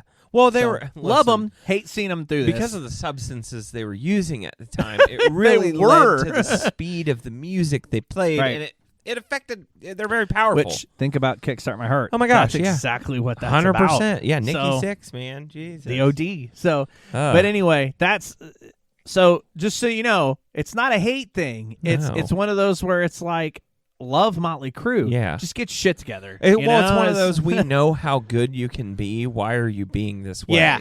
Yeah. They always seem pretty close, and 100%. It's like, man, hate seeing it like this. So. Well, it's like the Pink Floyd stuff, dude. That nasty drama has been plaguing history. Just constant, never ends. Mad at each other? Are they not? Right. Are they mad at each other? Oh my gosh, I can't get over it, man. Oh, and by the way, did you see that the drummer is seriously considering joining Roger Waters? Roger Waters. Yeah. He's always been a little flaky. Between the back and forth. I know. I think he's caught in the middle of a lot of shit. Though. Well, he's probably caught in the middle of a paycheck too. So like that's probably part of it. You know. That's a good point. Yeah. When you're at that age, you got to be looking at that longevity paycheck. So. He can still do it though. Oh, 100%. All of them, no question. Still do it. No question. Waters was on Rogan a while back, and I watched that one. It's pretty interesting. Yep, he was. He's a strange dude to me. Oh man, he's a strange. So dude he's in that same Mad category props. as freaking David Lee Roth. What a freaking oh my weirdo. God, yeah, that I never looked at like that. Oh but yeah, man, there's like the Billy Corgan's in that same category. There's a group of them. Yeah, like oh man, if you want the weird and sad tour, like the weird and sad tour, I like that. Something that's good, and I like their music. It's just like you guys are oddballs. Jesus. Okay, so the Foo. The Foo. We gotta go back to the Foo. We keep getting a little off. Hey. So albums. First one was Foo Fighters. Foo Fighters. Fire. Foo Fighters. Just like Bad Company with their hit song. Yes. Bad Company. Foo Fighters. Foo-foo. The Foo-foo. God. That's when they had like Big Me. Yes. I'll Stick Around. Big Me's a good song. It was For All the Cows, which that's probably one of my least favorite popular songs they had. I was just like, it's okay. But that's the beginnings of anything, I think. Yeah, I think you're right. Then we bump into the Color and Shape. Fire. Just now gold. You've jumped into this is Foo Fighters. That's the Foo. That's For me, the that one. is what, if I wanted to tell somebody to go listen to Foo Fighters, that's 100% where I'm sending them. The top three were Monkey Wrench, My Hero, and Everlong. And those, to me, are probably the three. They're probably some of their best songs. Yep. Monkey Wrench is fun to play. We had a lot of fun playing that one. Yeah, it's so fast. There's Nothing Left to Lose. Yep. That's where Stacked Actors, Learn to Fly.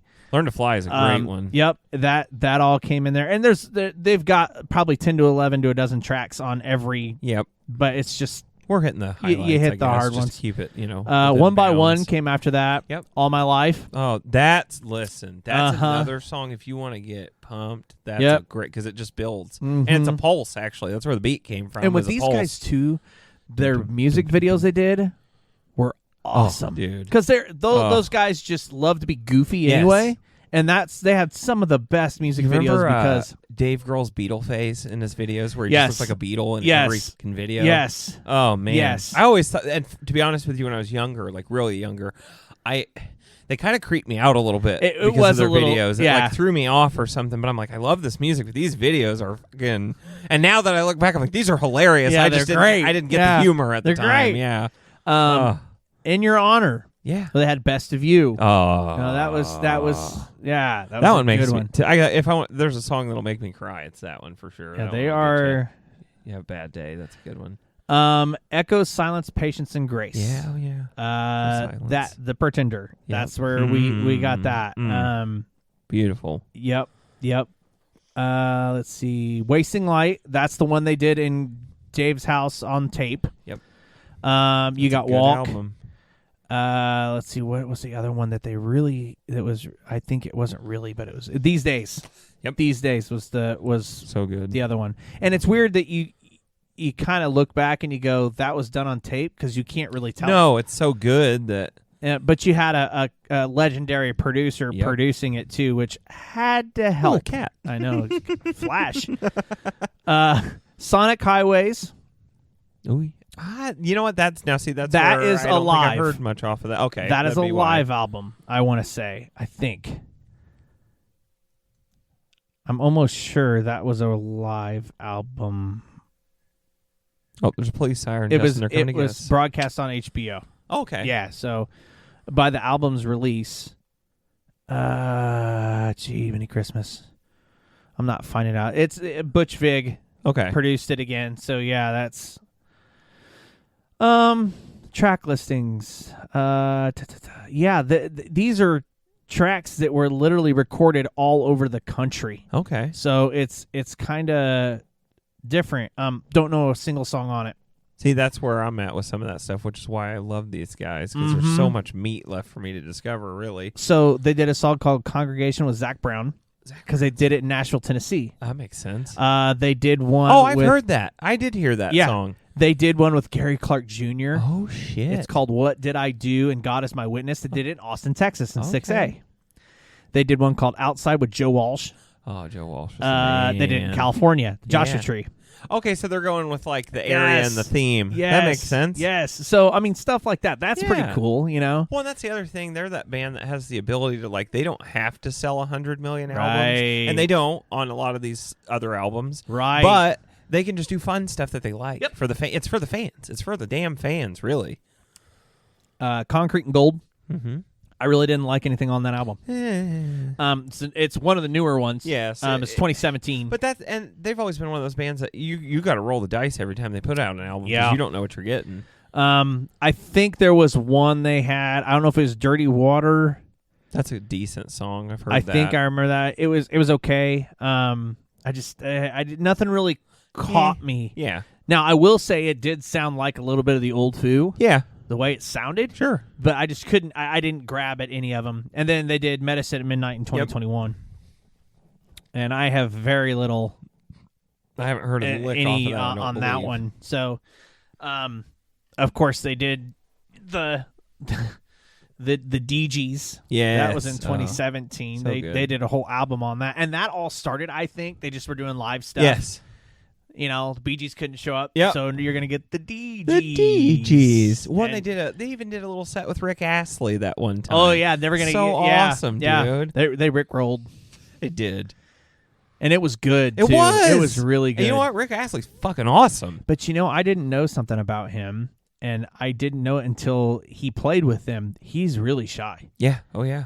And it was one of those where he was, like, really shy to actually perform that. And I think a lot of that probably had to do with, okay, you had a hit song back in the 80s. Right. And now you're going to come out with a Foo Fighters and do that song, which is very pop. Oh, yeah. And they just supported and loved it. And it was really a good performance. They crushed it. Was great. Yeah, it was awesome. And he's done these things too, where he's had kind of a. Have you seen some of the videos where Rick Astley did Foo Fighters songs? Yes. And he played. And he did Everlong. Yes. It was awesome. Killed it. It was awesome. All right. Yeah. So Rick Astley's a beast. Oh, dude. I mean, and he just Did you ever see? there was like this YouTube video. This guy found a cassette or VHS tape at a Goodwill, and it said "Do not play." And so, like, he made this YouTube series. He got it. He like took it VHS, home. the movie's gonna happen. Yeah, exactly. So he gets it. He's all excited. He takes it home, goes and buys a VHS player at the same thrift store he's at, whatever, gets it hooked up to an old TV. Has to go on Amazon to order a freaking cable to adapt it just so it can work. Gets it in, puts it in and play it, and he got rickrolled. Somebody literally recorded Rick Astley Never Gonna Give You Up on a cassette and just dropped it in a Goodwill. Why not? That sounds like the best thing that's to do. probably the best way to have done it. And now at this point, I want to take like a bunch of DVDs and put that on there and just throw them out at various yard sales as I pass. Now, see, I've still got old school. Remember when you used to buy the stacks of blank DVDs? Yeah, buddy. We I can still find have a cheap stack burner. of CDRs and DVDRs. No, Yep. folks, we're not going to rickroll people. It's okay. Oh, man. It would be funny. Or but- will we? And the next part is who still has a CD player? Yeah. I have a Koss CD player in my shop. That's like my shop radio, and that's it. That's well, the only one I them got. Still in cars, right? Yes. Yeah. My truck has one, Yeah, weirdly. mine does too. But yeah. We're probably like the last generation of that with our vehicles. That's probably the last we'll see of it because I know Haley's new one doesn't. Yeah, I was wondering if the newer cars don't have them on there, which is going to be interesting for music now, right? I got my Tacoma, and I had it for like, I don't know, probably like 6 months or something. And I looked and I saw the CD slot. I was like, oh, I didn't know that was there. So you buy a used truck. I'm like, wonder if they left anything in there. Pull it out. Crunk Juice.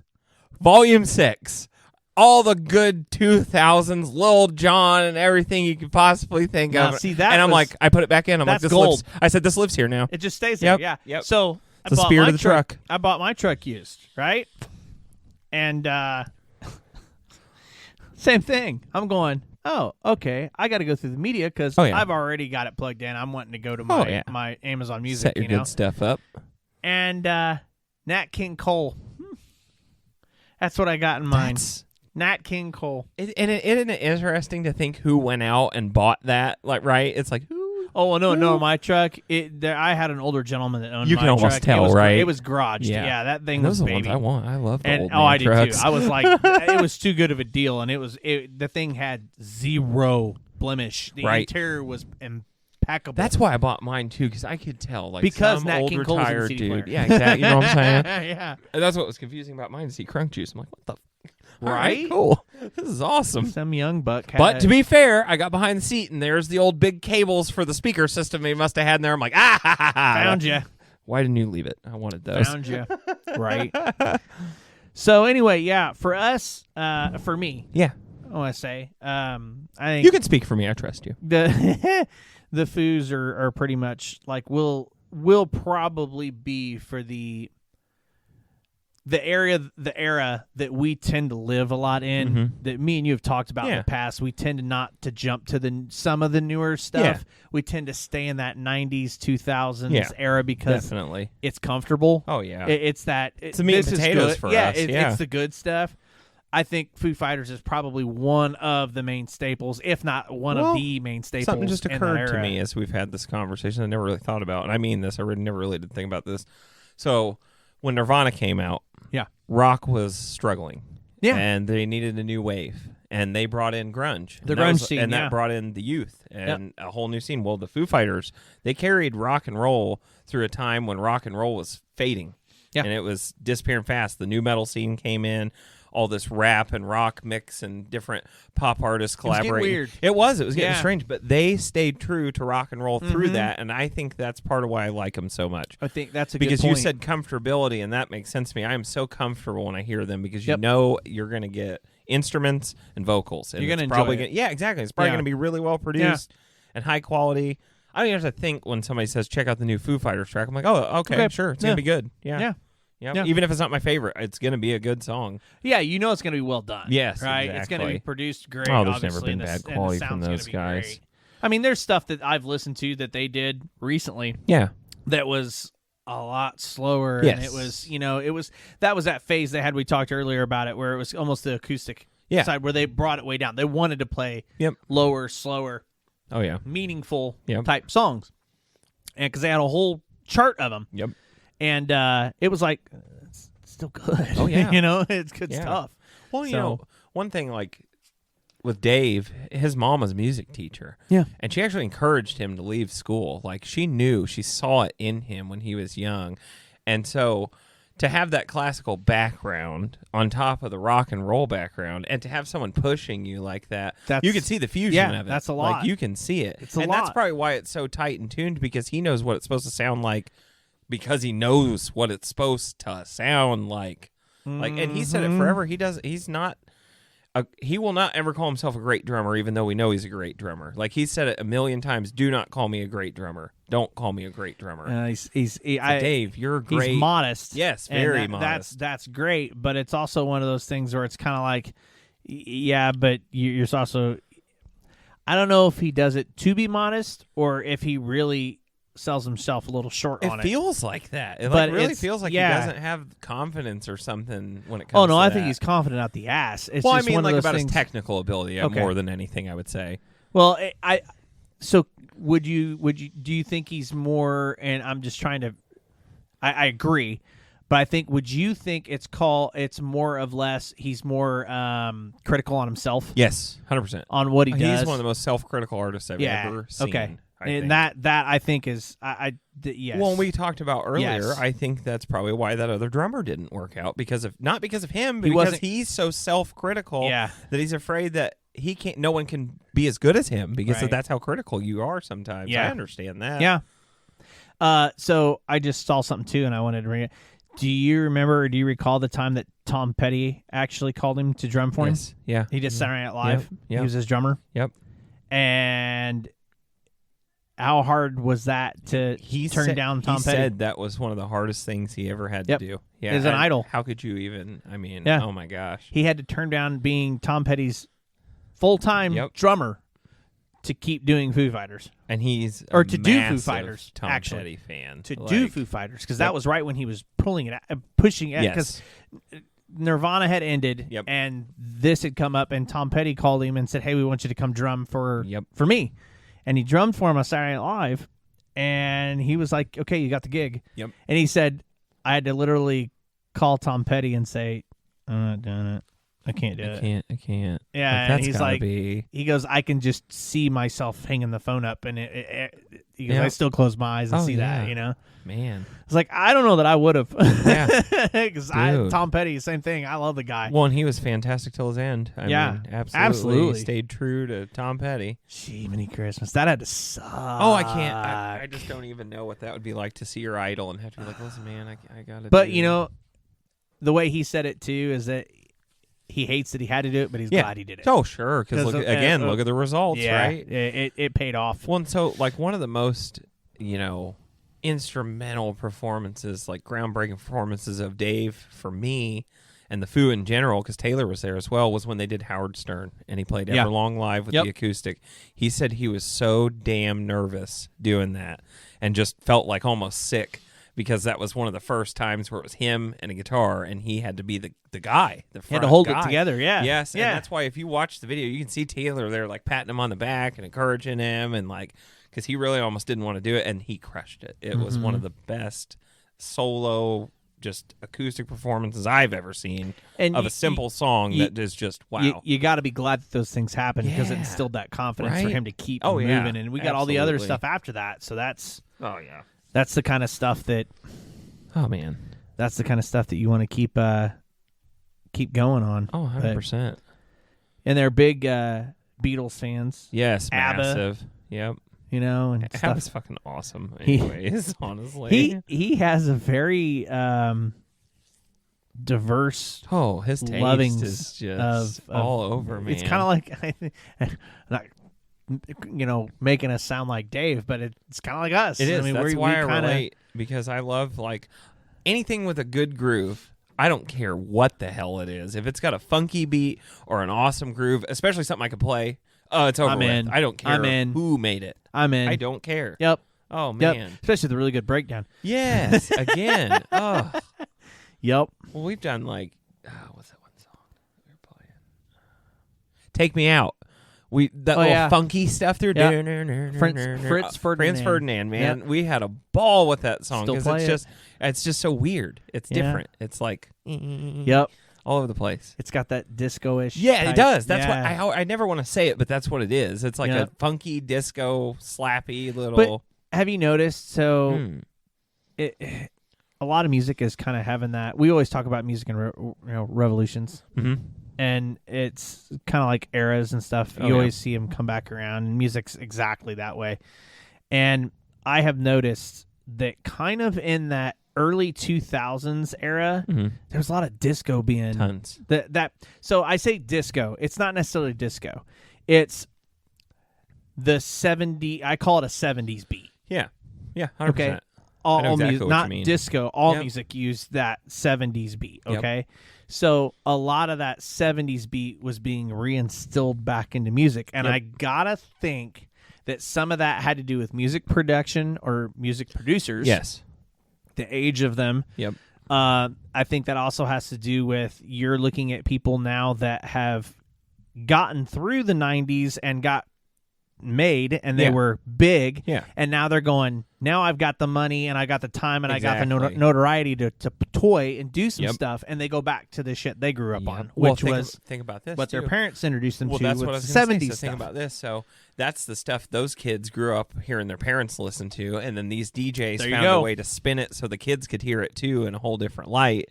I mean, that's like that whole electronic EDM music that's out now, and this dubstep and all the festivals they have. Yep.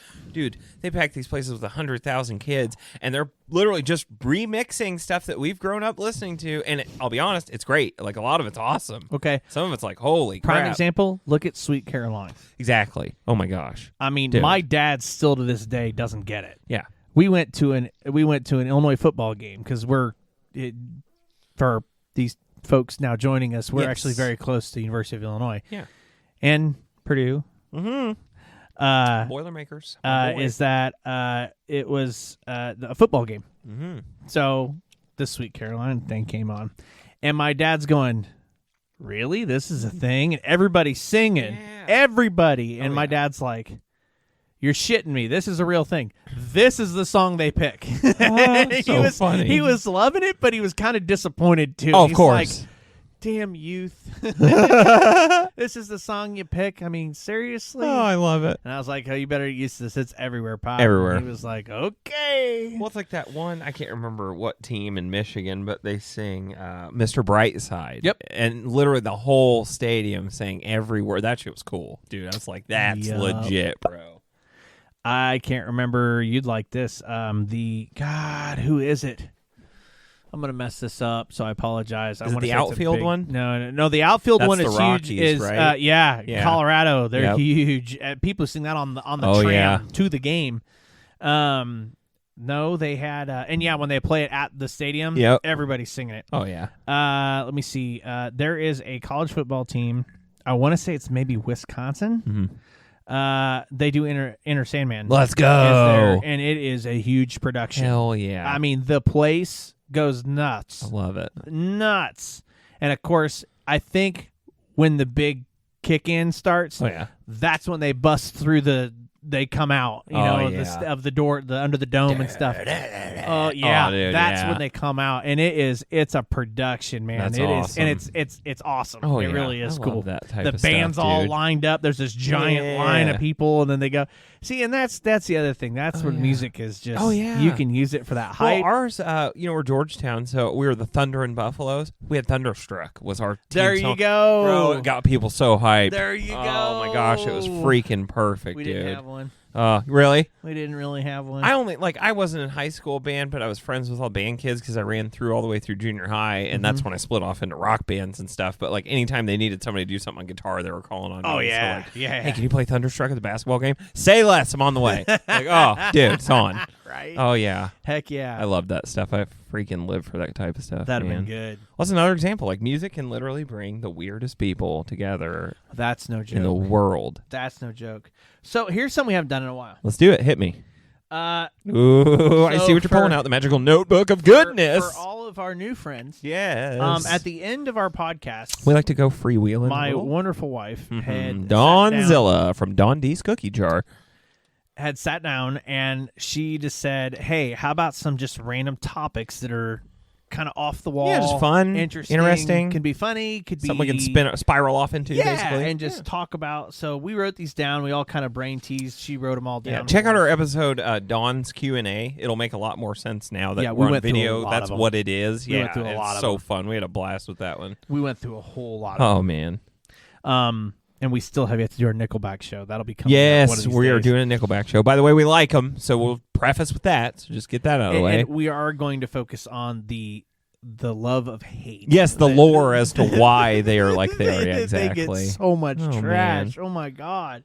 And they kind of love it. Like after seeing them recently, they kind of eat it up. I now. think they ran with that. Well, for sure. Hey, it's like they say, there's no bad publicity, right? It's all good. So essentially, the way this works is we just have a topic, if you will, if you may, throw it out there, and then we just kind of spitball on it. Yes. So I don't know if we just go next in line. Whatever you think. You know what? Just point your finger at something. How about that? I don't care. Okay, so we'll just start at the top. Bands with the worst name. Oh man. Okay. See, these can be hard too because it causes some. Yeah, because thinking. because you'll have the diehards of that band go, well, the name's because of this. Doesn't mean it doesn't sound terrible though. Right. Jeez. I'm gonna go with Hole. Yeah, I was gonna start with the one names like that, right? They're just like Hole. Garbage. You could have got Oh my gosh, dude. I mean, I get it because Len. Just Len. Where did that come from? Yeah. Right? What the? All right. No. Lit. Well, I think that had to do more with their style. That made sense. Yeah, it was lit. And it was used as oh yeah. as I don't know if that's an adjective or what it is, but I'm not an English major. Yeah. It's an adjective. Yeah, you nailed it. Hey, yeah, a describing word. Yeah, they college paid off. I think there's some bands that like those two in particular that were their style of music. They had to come up with something that was like that. Oh yeah, for sure. You know what I mean? Because you had to have couldn't something have been popped. called. They couldn't have been called like Radio Sunshine. Yes, or exactly. I mean, there's a bad one. Saliva. Terrible name. You know, come to think of it, not a bad band, but a horrible name. A decent band. Weird singer though. Their lead singer had like the dreads, and he was like that fat, white, weird looking dude. Yeah, I don't know. Yeah, there was some. Click Click Boom was a good song though. Yeah. Good song. There are some weird bands out there with some really weird names, and these are just like the ones that we knew about. Yeah, they were. Oh yeah, out. there's a trillion that are even worse out there. There are so many bands out there that just have Butthole Surfers. That's a bad name, but man, good band. But you know what? Here's the thing. Everybody knew the name and they remembered it. So was it really a bad name? Right. You know? And you think about it, it's like, wow, that was pretty good marketing. Exactly. Because when you see that on a poster in '94, your parents are like, oh my God, you're not going to that show. Yes. And the kids are like, we're going to sneak out and go to that show. REM. But most people don't even know what that means. Just rapid eye movement. Yep. Like REM sleep, folks. Yeah. That's same. That's what it is. REM. So is the good band? Is it supposed to be that you fall asleep to their music?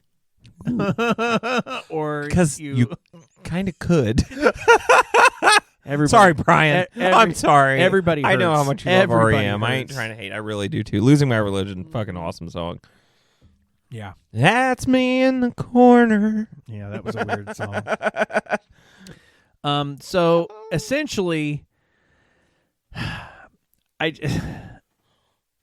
didn't know that. Okay, Dawn just popped in with a little snippet for us. Speaking of Dawn stuff, she's kind of our. What's the guy on Rogan? Jamie. Yeah, young she's Jamie. Kind of our Jamie. Yep, she's our young Jamie, young Dondi. Did you know that the singer for Blur is also the lead singer for the Gorillaz? Oh, yes. I didn't fucking know that. She just told me about that the other night. Well, and speaking of that, so there's this Gorillaz. I'm not saying that's a bad name, but that's a weird one. That was like, I never knew what. You don't know what to expect with them. We don't know anybody that uses a Z no one out there at all. What? Nobody knows that. But Feel Good Inc. That song, Great they song. had this little stock keyboard thing that played like 25 stock tracks, and they used a backtrack on it, and it's the whole song, and it's amazing. And he showed how he did it live, and you're like, oh my god! Because the guy was like, "Is it seriously a thing?" Yeah. And he turns around and just pushes it. Yeah. And you're like, he's like, no. and then you realize every synthesizer you've touched in your entire life has that track on there. Yeah. The Radio Shack keyboard I have at home has it on there. It's crazy. Oh, dude, I love that. How genius to think. It's so smart. Just go, hey, let's use it. That's great. Mm-hmm. Anybody else that you can think of just off the hey, this is what we always do too. Worst band names. We kind of do a little bit of cheating here sometimes too. Yeah, hey, we'll dig into something. These are bands that obviously. Oh my gosh, Tom and Jerry. Solid. The Square Roots. That's kind of funny. Mookie Blaylock. All right. On a Friday. Oh. Final name? Radiohead. Oh, of course. That's a little funky. And Mookie Blaylock, Pearl Jam. Oh, okay. The Square Roots is The Roots. Yeah. Tom and Jerry, Simon and Garfunkel. Okay. The Obelisk. Mrs. Robin. Ooh. The Cure. Okay. Is it the Obelisk or the Obelisk? I'm an idiot. It's the Obelisk. Okay, bet. Because isn't that like the thing? Yeah, an obelisk is a, yeah. Yeah. It's a stone penis. Yeah, I get it. It is. That's what it is. Yeah. Smile, Queen. Okay. Atomic Mass, Def Leppard. Ooh. Karis Flowers, Maroon 5. Oh. The Pendletons, Beach Boys. I think I knew about that. This one I didn't know. Sweet Children was Green Day. Really? Yep. There's even Pantera was like that because they were like a glam band beforehand, and they had a whole different thing too. See if you can get this one. You might be able to. Mr. Crow's Garden. Counting Crows? Close. Black Crows? Black Crows. Okay, see that? Yeah. Yep. All right. Huh. The Band-Aid Boys. What? Bone Thugs and Harmony. Really? You know what, though? That makes sense when you look at Bone Thugs and Harmony. Okay, the Band-Aid Boys. I'm glad they changed that one. Jesus Christ. Wicked Lester, if you know this. Kiss. Really? Yeah. Okay. Yeah. I did not know that. This I didn't know. Screaming Abdabs. Pink Floyd. I knew that too. Yeah. Isn't that like a bird or something? I don't like know. I can't remember. It's because they were also Habdabs. Pink Floyd was also the Pink Floyd, and then they were also the Megadeths at one point was their name. No shit. Yes, they were called the Megadeths when they were very, very small. That was one of their Sigma intro names. 6. They actually had a band that they joined that was called Sigma 6. Okay. Richard Wright did. All right. And then Roger Waters, Nick Mason, and Richard Wright. They were Sigma 6. Solid. Then they were the Screaming Habdabs. Habdabs. But yeah. Weird. Yeah. Soft White Underbelly. That's actually a podcast I watch on YouTube. Weird. Blue Oyster Cult. Okay. Mm-hmm. That's equally could have been either one. I would have been fine. Yeah. The Salty Peppers. The Beatles? Earth, Wind, and Fire. Oh, damn. Yeah. This one's good. Pud. You're never going to get this. Primus? The Doobie Brothers. No. Yes. They're going to be They were called Pud. Whacking some Pud. Burn the Priest. Oh. This one makes sense. It's Lamb of God. Oh, dude. I love Lamb of God. Yeah. They're awesome. Randy Blythe is a maniac. This is probably one of the best ones. Rainbow Butt Monkeys. Oh, gosh. Finger 11. Okay. Finger 11's you know what? They have a couple good ones. Yep. Don't they do? They got it off of Wayne's World. Okay. Yeah. Yeah. So Finger. Yeah. Yeah. Did they do Paralyzer? Or Yes. Does? Yeah. Okay. That's what I thought. Yes. That song's great. The Shrinky Dinks. That would have been Sugar Ray. Sugar Ray was a weird time. Because remember, okay. Yeah. You'll remember this because there was this little snippet period in the 2000s, early 2000, like 99, maybe 98 through about 2004, where you had like Rob Thomas and Santana. Yep. Fucking Ricky Martin. Yep. You had Lou Bega. Yep. And all these other weird people, but they all just mashed in this little subcategory of like rock, but it was like Spanish rock, but it was poppy. I don't know what happened. Cuban. It was a different. It was like with anything. Weird, you man. get I didn't hate it. Subgenres of music that pop up. But the weird thing is it all be on the same station. That's what was weird about it. Like it was. Well, essentially that was because all those songs had eventually hit the top 50 chart. Well, and I think that's what people don't realize now. It didn't just used to be sectionized radio stations. It was literally top 50s. Yeah, they were all AP polls. Yeah, if there was literally a top 50 that was rock, well, guess what? You're getting rock because it's in the top 50. That's it. And I loved it. It was awesome. They got popped in, and as long as it had hit a chart, it was on. Yep. So they put it on there. So crazy, dude. They got that from Sugar Ray Robinson. Yep. That's where they pulled Makes the name sense. from. Who by that point was too dead to give a shit. Yep. Tony Flo and the Miraculously Majestic Masters of Mayhem. Tell me who it is because I've heard that before. The Red Hot Chili Peppers. Yeah. Yep. I knew that. Which Tony Flo, Anthony Kiedis, Tony. Yeah. Would have worked. So, yeah. I think he did a Joe Rogan podcast that you should watch sometime. What a guy. Holy crap. Yep. He said he was wearing a paisley corduroy 3/4 leg robe and a fluorescent orange hunting cap. Oh. Oddly enough, he was totally sober. So he totally looked like Cousin Eddie, basically? Yeah. Yeah. Yeah. Yeah. Mm-hmm. Disco Dan. Yeah. Sure. That's hilarious. The Polka Tulk Blues Band. Oh. This is going to get you. Black Sabbath. Real? Oh, you know what? I knew that because they started out doing a little bit of blues, and then Ozzy. I watched that Ozzy documentary. Man, there were so many good snippets in that. and they did something where they like slowed a song down, and somebody in the crowd was like, "That just sounds too dark," and he immediately something clicked in his brain. He was like, "Hey, it was a Boris Karloff film. Yeah. Black Sabbath. Yep. Yep. The Gollywogs. Ooh. CCR. Okay, that was in a weird time too. So that was makes different, sense. Yeah. but they were ahead of their time. Oh, 100%. My goodness, were they? And dude, how could helicopters even fly without them? Is the thing. Yeah, can't happen. Can't happen. Not in Nam. No. So this is another band that gets a lot of crap, but I think it's interesting. They were called Naked Toddler. Oh, when they started. Okay. It was Creed. Real? Okay, wait. And you got to understand something here. You got to understand something here. From my understanding, and correct me if I'm wrong here, they were a Christian rock band. Yep. How can they you be were called a faith music band? Is how Scott Stapp has described it. Okay, fair enough. Yes. How could you be called Naked Toddler? I don't know. Jesus was a naked toddler. At some point, you're correct. Okay. You're correct. Hear me out. You're correct. Hear me out. Yes, Creed trivia. That has to be, yes. I fucking nailed it. Got it. They just decided maybe we'll dial it back. And he said, and Scott Stapp said in his autobiography, the girls hated it, and it said it made them think of pedophilia. Of course, yeah. Well, so I wonder fucking why. The name changed to Creed. I wonder why, Scott. That's weird. Jeez. Why would you? Wow.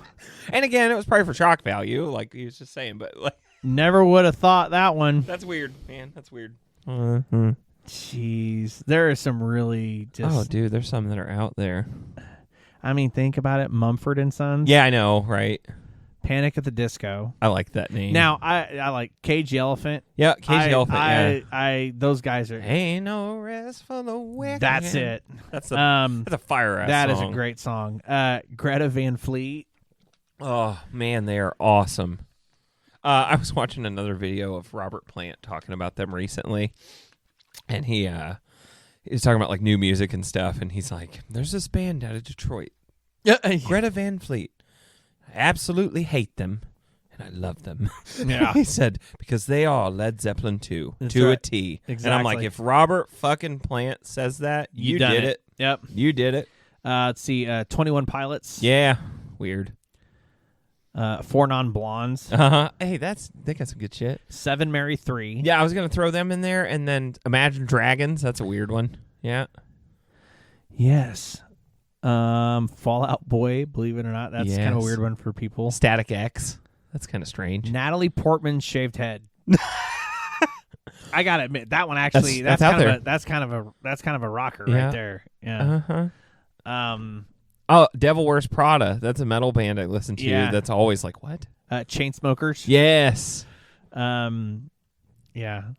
There's also like a Swedish metal band named Celine Dion, which is hilarious because they post shows around the country and people think they're going to see Celine Dion and they show up and it's a fucking if you metal don't see show. her in Vegas, folks, it's not her. No. The heart will not go on.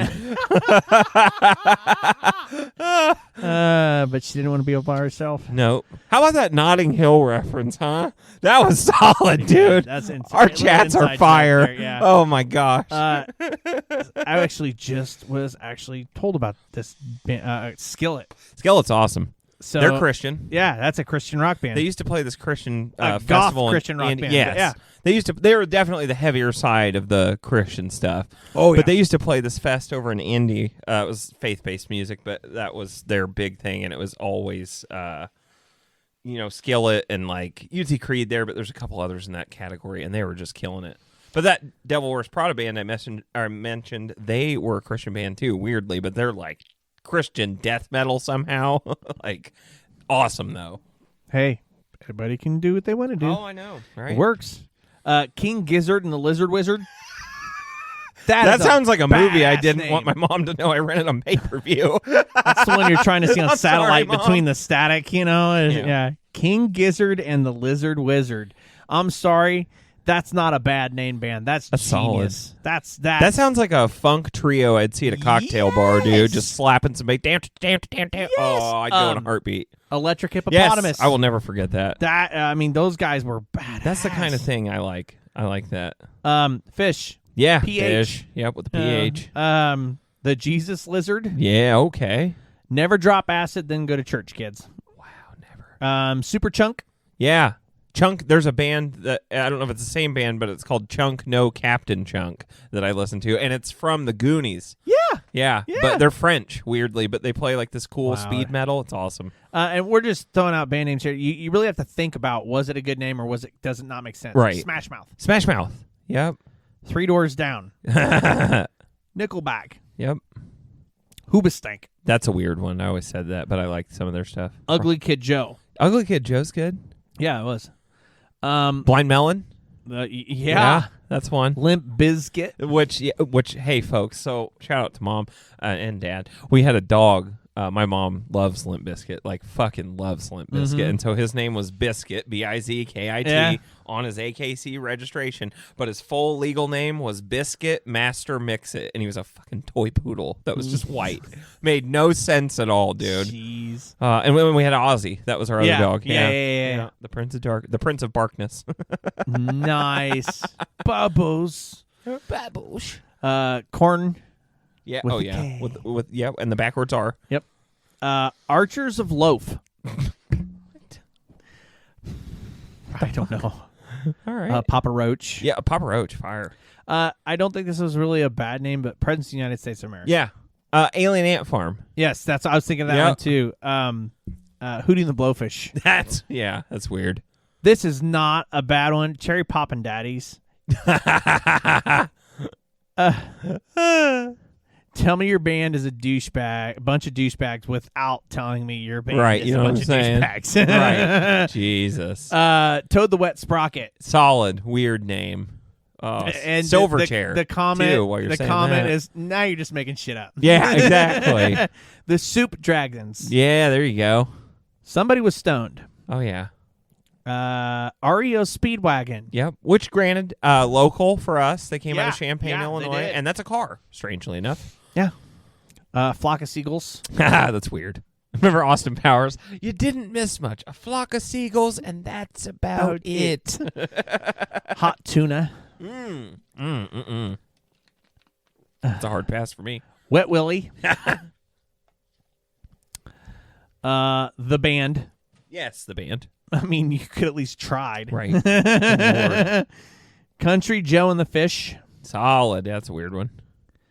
Jerry and the Pacemakers. Oh, yeah. Yeah. Yep. Strawberry Alarm Clock. There you go. 60s were weird, dude. They were. Strawberry Fields. That's Lots a of weird drugs. Herman's Hermits again. Oh, yeah. Yep. That was a good band, actually. Oh, of course. The Dave Clark Five. I love that you could just name a whole band after yourself back then. And it's like, how do you start that? Like, how do you call people like, hey, so listen, the band is me. But there's you have to do all the work. Guys, yeah, you're doing most of the work. I'm getting all the credit. It's the Dave Clark 5. Exactly. Just go with it. We can't think anything else. How about Quicksilver Messenger Service? Ooh, no. yeah. No. That was another one, by the way. Oh, yeah, there you go. So, yeah. Just tons, man. Yeah. So many good ones. Yeah.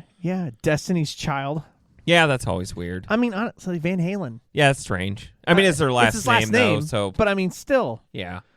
Eh, There's a lot out there. Goo Goo Dolls were called the Sex Maggots. That's weird. Ew.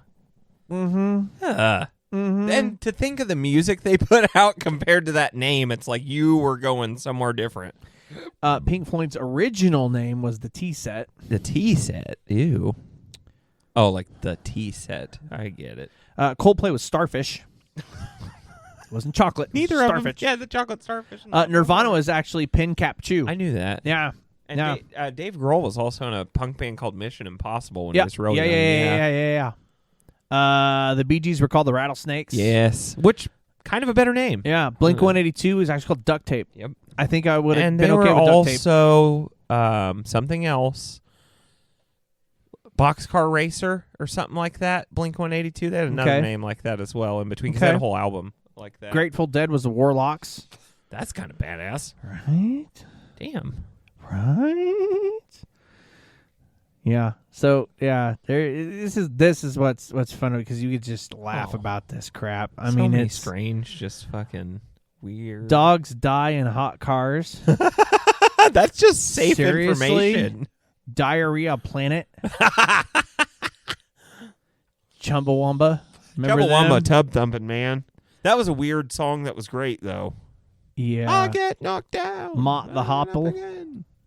Ooh. Test Icicles. Ooh. Testicle. I get it. That's pretty good. Okay. That's so good. I'm That's sorry. That's but really a good solid. It took me a minute too. I was like, oh, they did it. That's so genius. I love it. Ah, Jesus. Oh, God. You can't make this stuff up. No, that was solid. I'm kind of a fan of them. The just based on Alan the name. Parsons Project. The Alan Parsons Project. I shall call it. Should call it Operation Wang Preparations Chung, you A through ass. G were a complete failure. So we will go with Preparation H, called Operation Ass Cream, you ass. You ass. Wasp. 10-4, rubber ducky. I'm entering your ear. Jeez. There's several. Wasp, Him, Love. Yeah, him's weird. Nasty. Yep. Of Montreal. There you go. Okay. Maybe that's where they're from. Streetlight Manifesto. That's a weird one. The. Okay. Mister. I've heard of them before. They play some I think they're like a punky kind of band or something. Oh, come on. Mister? I don't know if I heard them. Broken Wings. I don't think I've heard it. Yeah, you have. You've played Grand Theft Auto. Yeah. Now I'm going to dial it down a little bit, little Mister. Take these broken wings. I don't think I've heard it. No? No. Oh, my God. Yeah, See, you have. that's one of those ones where I could react to it. Oh, you've got it. You've got to hear Oh, that song's a dude. thumper, dude. Okay. We got to do that one. Yeah. We'll do that That's song. why we're doing this. Most people this know. is exactly not most why we're people. A doing lot of this. people know that song. Well, I think that's great because we keep coming I'm across writing this. that- Yeah, you have that to write it shit down. down. Nah, man, that's where it's always fun. I love coming across something I've never heard. Really? Mr. Not that I can think of, but again, you know It's how it is. Mr. M.R. Dot. Yeah. Mr. Yep. The word, yeah. I've seen it pop up on Spotify and stuff too. Dude, come on, yeah. When you hear Broken Wings, you'll know it as soon as you Okay. hear it. When we get done, I'm gonna play it for you, and you're gonna go, to okay, jam yeah, it. I know it. Also, we are coming at that close to about where we usually end, Mark. So, That what do works. you have for something fun and funny? I'm sure you got something. For on our list, Yeah, a little something we can end on, kind of tickle their humor as we exit out of here. By the way, thanks for watching on YouTube out there. Yes. Please like and subscribe and comment. We would solely appreciate it. We're going to keep our content free for you guys too, so Absolutely. don't worry about that. We're just here for the views and for you guys to get some cool information and hear our awesome discussion. Watch me anxiously twitch. It'd be great. It's just part of it. Yeah, we'll do a Twitch counter eventually on the wall. We Okay, can so mark 'em it's not. It's kind of this. We went with bands with worse names. We're gonna end this one's kind of fun because it'll get us last. The dumbest songs ever. Ooh. Now, dumbest, like, they're terrible, or dumbest, like, no, like they shouldn't exist? It's dumb. Okay. You go first, and I'll pan off of that. Seriously? Yeah, hell yeah. I'm going to put you on the spot. The guys that did the safety dance. Yeah, weird. Dumbest song ever. Weird. I don't even understand it. I mean, I get it, but really, dumbest? Who is it that did the I'm Too Sexy? Right Said Fred. Weird. Yep. It's kind of dumb. Yeah. It played on the radio a lot, too. That got a lot of radio play. And I think a lot of that had to do with it had a lot of movie Yes, time. it did. It had a lot of movie Get out of town, man. Yep. I'm too sexy for my shit. Yeah. Does it really hurt? Like, does it hurt? There's a lot of songs that are just... I thought Walking on the Sun by Smash Mouth was stupid. Okay, now see, I think I can go like with it, that, but I thought it was stupid. Yeah, there's some. I think that's what we're getting to. It's that redundant. This makes no sense type thing. Tub Thumpin' was like that because the name and the band name made no sense. It is a good song, but it made no sense. We'll be singing. There's a choir. Is this rock? I didn't even know. I still to this day do not know what Chubbawamba is. What is it? No, nobody does. They don't even know what the hell it is. I don't know what it is. They don't know what it is. Because if somebody told me, hey, could you play that Chubbawamba song? I'd be like, I don't think so. People are going to hate me for this, but Bicycle Race. Yeah. Weird. I just... It's good in the sense that it's theatrical, but it does not make sense. No. Bicycle. And it's bicycle. Okay, wait a minute. minute. Ride my bicycle. Yeah, it's like there's got to be some undertone somewhere for that there. And you can, I don't know. There's a lot of them like that. They're coming to take me away. Yeah, they're coming to take me away. Uh-huh. It's like, are you kidding me? That was on that Silly Songs tape I told you about. I used to listen to as a kid. Yes. Yeah, it was on there. What does the fox say? What does the fox say? Ring, ding, ding, ding, ding, yeah. ding. Do you remember the song? No, it's stupid. The Blue Man Group. Yes, I'm blue. Not Blue Man Group, but I'm blue. Yep. Eiffel 55. Yep. Yeah, we talked about that just not that long ago. Misheard lyrics. I love Blue. Name of it. Yeah. Oh, Jiminy Christmas. The hamster dance song. The Surfing Bird. Oh God, the surfing. You can thank Family Guy for me hating that, but I love it for the same reason. I actually just talked with a guy today about that exact thing. Said that song would have been forgotten. Yep. If Peter Griffin would not have gotten into everybody's heard about the bird. That's not bad, buddy. I can do it pretty good because I used to do it for Haley all the time. That's not bad. That's not bad at all. So we had a show. I don't know if you guys or anybody listening or watching can remember it, but Dr. Demento. Yeah, man. I think it was a national show. Yeah. I think. He always played the weirdest damn songs, like Fish Heads. Yep. I mean, just weird stuff. And that was kind of where stuff was, some of it was beyond weird. Star Trekkin'. Yep. That was on there. Well, and like all the Weird Al stuff, too. It goes along with that. Yeah, right? yeah, that yeah. Same category. Because like My Bologna, that was kind of stupid, but it's funny. Yeah, but his like, was satire. Yes. These are people that did a song. Yes, exactly. And they're like, we're selling this. We're And I'm serious. like, yeah. You're shitting me. Oh, some people. You know how you get like that weird group of like 3 Swedish dudes in like sunglasses that come out and they look like they're going to be like heavy rock and then they play like a pop song and you're like, what the? What had just happened? Like, where are we right now? Right.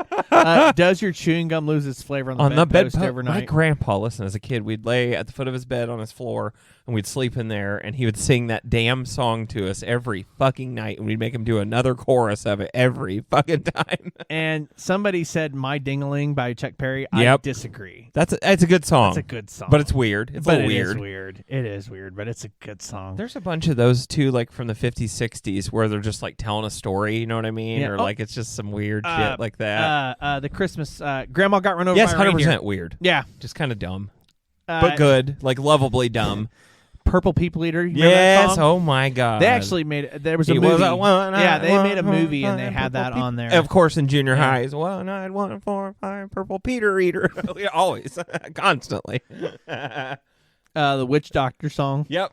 Oh, I told the witch doctor. Yeah, that the Chipmunks made popular again. Ting tang, walla walla bing bang. Oh my God, throwing it way back. Yep. That's really the roots of rock and roll. And I'm sorry, but the Camp Granada, I always thought that song was fantastic. Oh, yeah. Hello, Mata. Yep. Hello, Fada. That's a great song. But and then the damn Canine Advantix people had to take over that one. Remember that little dog that was thinking about his flea and tick medicine? Yes. Just like the damn J.G. Wentworth assholes. That won't ever get out of Dude, here. you could play that in a room full of any person. Don't care what your ethnicity is. If you're from America and everybody will join. It's my money and I want it now. Oh, J.G. Wentworth. God, it's bad. Good marketing right there, folks. Bad. That is fire marketing. A lot of people are saying the song Barbie Girl by Aqua. That's weird. It's a weird song, man. Yeah. It's a weird one. I just don't know what. Cotton Eye Joe by the Rednecks. That's a weird one, too, because it's like poppy and dancey, but it's also rednecky. Oh, and they still played it like everywhere. Dance. Free and Electric Slide's kind of on the same wavelength of that one. And Macarena, that's a dumb, weird song. When I was actually, I think, in college. The cat's doing the Macarena in the background. Who Let the Dogs Out? Oh, that's the dumbest song ever. Yeah. We used to do that at karaoke all the time and totally troll it. Whip It. Yep. Devo. Weird. Yeah. Let me see here. Livin' La Vida Loca. Yeah, again, Ricky Martin. Weird. Now, see, I don't agree with this Funky Town. That's a great that's song. a great song. What? Won't you take me to Funky Town? That's right. Oh, so good. People say Staying Alive. That's a weird one. It's Um, not dumb. It's just weird. And it taught us all CPR, so who's really losing? right, exactly. Mhm. We Like to Party. That Six Flags thing that they did. Yeah. Yeah. Oh, the that thing. Yep. With the old man and the weird Vinga cane. Boys. Yeah. Yep. Remember Pet Shop Boys? Yes. Yes, I do. Terrible band name and weird. Yeah, they were weirder dudes, but they had some good tracks too. Yeah. I disagree with this wholeheartedly. Digital Underground, the Humpty Dance. Fire. Completely disagree. Fire. Awesome song. That created a lot of children, and we can say thanks for that. It once got busy in a Burger King bathroom. Let's go. Yeah. Hot in Here by Nelly. That's a fire song. I like that song. It was college days too. That was fun. I was in junior high when that one hit, and it was a Pump banger. Up the Jam. Yeah, pump the Technotronic. jam, pump it up. There you go. Listen to me. So Grandpa got on this weird like health kick in the late 90s, and he got a treadmill, and he got like working out to the fucking techno hits, right? And it was like that and four of the other big ones, and he'd be on in the basement just on the treadmill with that shit blasting on a loop, just getting it. Oh, dude, the best. I can never forget that song. Dude, this one. That Gangnam Style? Yeah, Gangnam Style. Oh, weird. By Psy. Gangnam Style, yeah. That was just weird. There was another one out called of Psy. Yeah. I mean, dude there's another one out of Asia that came out, and I can't remember what it was, but it was one that took over like that, and it was the same type of thing. It was like, God damn it, I can't remember. Do not agree with this. They put Milkshake on there. That's wrong. That's a great song. Do not agree Dude, with it that. brought so many boys to my yard. Are you freaking kidding me? Damn right. And you know what? Turns out they like to mow yards. What do you know? They say Super Freak. She's a super freak. Jump Around by House of Pain. That's a fire song too. YMCA. That's a little weird, but I get it. What? I'm not even gonna go there. Let me see here. Pump It Up. Oh yeah.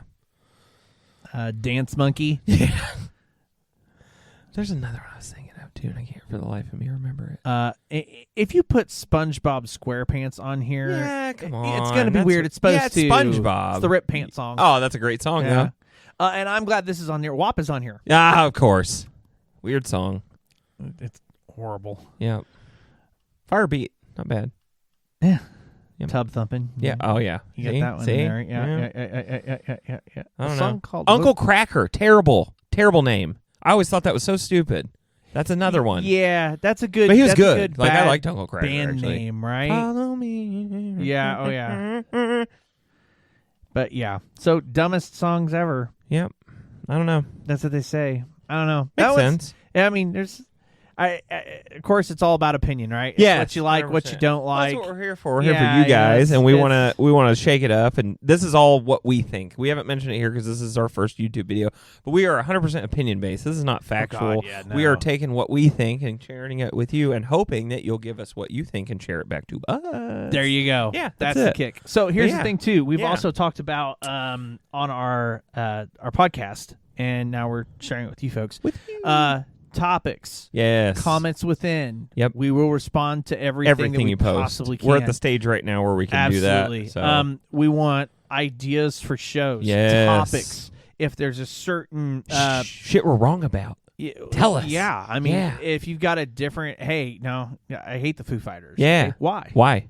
Tell us why. And let's and hey, it's content for us to have it interacts, and it lets everybody stay involved, and so on and so forth. And that's what this was set out to be, was a conversation. 100%. A long conversation. Yeah. But that's what it was meant to be, was to come off as a conversation to where we just have a conversation about a certain topic. Exactly. And then we let everybody fill in the pieces, and we have a bigger conversation. And then we even get to a point where perhaps we come up with another show where we push it in there, and we bring those in. I think that was the all-encompassing thing when I was thinking of names. We were coming up with names. That one track thing puts us in that space where that could be a literal track. That could be we're going in one direction. Yep. So we're keeping it that too, because absolutely, as things go on and as life happens and events happen in the social space and media, we're going to change. And there might be nights where there's some news story that we have to talk about, or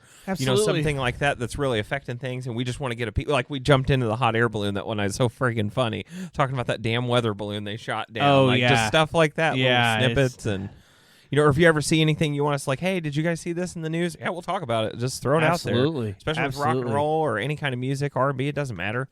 We're here for it. And if you don't mind, your buddy's name that sent you the text. Oh, yeah. Shout out Austin, my buddy. We appreciate you, dude. Yeah, absolutely, man. So Thanks glad for you listened. Really. And yeah, I told you we were going to get one up, but me and Justin both got sick, so we had like a little break there. We both kind of got the demons out of our body. Yeah. And, we're back. But I love you, buddy. Cleansed. We appreciate the hell out of you listening, and we're going to keep it up. And who knows, maybe we'll have you on as a guest one night. Absolutely. He's a hell of a drummer, dude. Austin's a crazy good drummer. All right. Yeah, got my attention. Yes. And you know what, Austin? I know you're listening. You got to stop being that little clamshell of yours, because we know how good you are. I want everybody to see. So you're going to have to get out there and do something, buddy. Pop out, buddy. You'd love him. I see a lot of you in him. It's interesting. But yeah, I don't know. I mean, I think we kind of got it out. That's what our take is with these pick-a bands. That's going to be how these go. And we're going to research them live through the podcast, too, so that way we're learning as you're learning. It's going to be that process, because we're going to hit bands that we have no freaking clue about. So the Foo was a bit of a cheat, obviously. It was a little bit, yeah. We got it easy. There's a lot to talk about. Nature was kind of like, hey, we're going to throw you a softball here. Oh, boy, did it. Like we always say, it teed it up. But it was one of those where it's like, okay. Yeah, like I'm not going to say no to that. So right. And I hope you guys learned something. I mean, that's what we're really trying to do. I want to teach the next generation about why I love this music. I know that much. And like you said, too, there's things that maybe we didn't brush on that you know about, or that you. Well, I mean, I learned 3 or 4 things through this tonight that I never maybe you've seen the Foo Fighters in concert, and there was something that you remember, or you want to talk about from that, or maybe something you have some sick cell phone footage you want to send us that we could put up and watch. We would do that too. We could do a reveal on it, or something like that. Which, by the way, we've talked about doing some of that stuff too. We're kind of investigating that, doing kind of that first impression type thing, some reaction type videos, and like new music. Yeah, so we're looking in on that. And so if you're a band member of some new band, absolutely, and you have content up, that's a great idea. Send us a link. Idea. Yeah, send us a link. We'd love to do that. Oh, yeah. And we don't have to worry about copyright stuff. Exactly. We'll have your permission if you're sending it. Yeah, we're here to push. I mean, we're not here to make money off you. We want to promote. No, not at all. So. No, we're just doing this to do it. So, yeah. Thanks for listening. Yes, thank you so much. Oh, my goodness. Like, subscribe, yes, comment. click all the buttons. All the buttons. And like I said, we are on Podbean. Okay. We are on Spotify. We are on iHeartRadio. We are on Amazon Music. And then obviously now we are here on YouTube. And we're also going to get some Facebook probably stuff going with like Reels, maybe do some snippets from the podcast. I don't see us putting full episodes on there, but probably like maybe little segments where we break and off I into could something definitely or, see us doing little quick things that we've got that are just shorties that we'll make. In that, we're in that stage with like the TikTok era and the Reels era where minute and a half long videos are hot right now. And so if we get some take we find that we think's funny, we might put that up. So absolutely. Yeah. But anyways, this has been the Two Guys One Track podcast. I am Cody. I'm Justin. And we will see you guys later. Love you so much.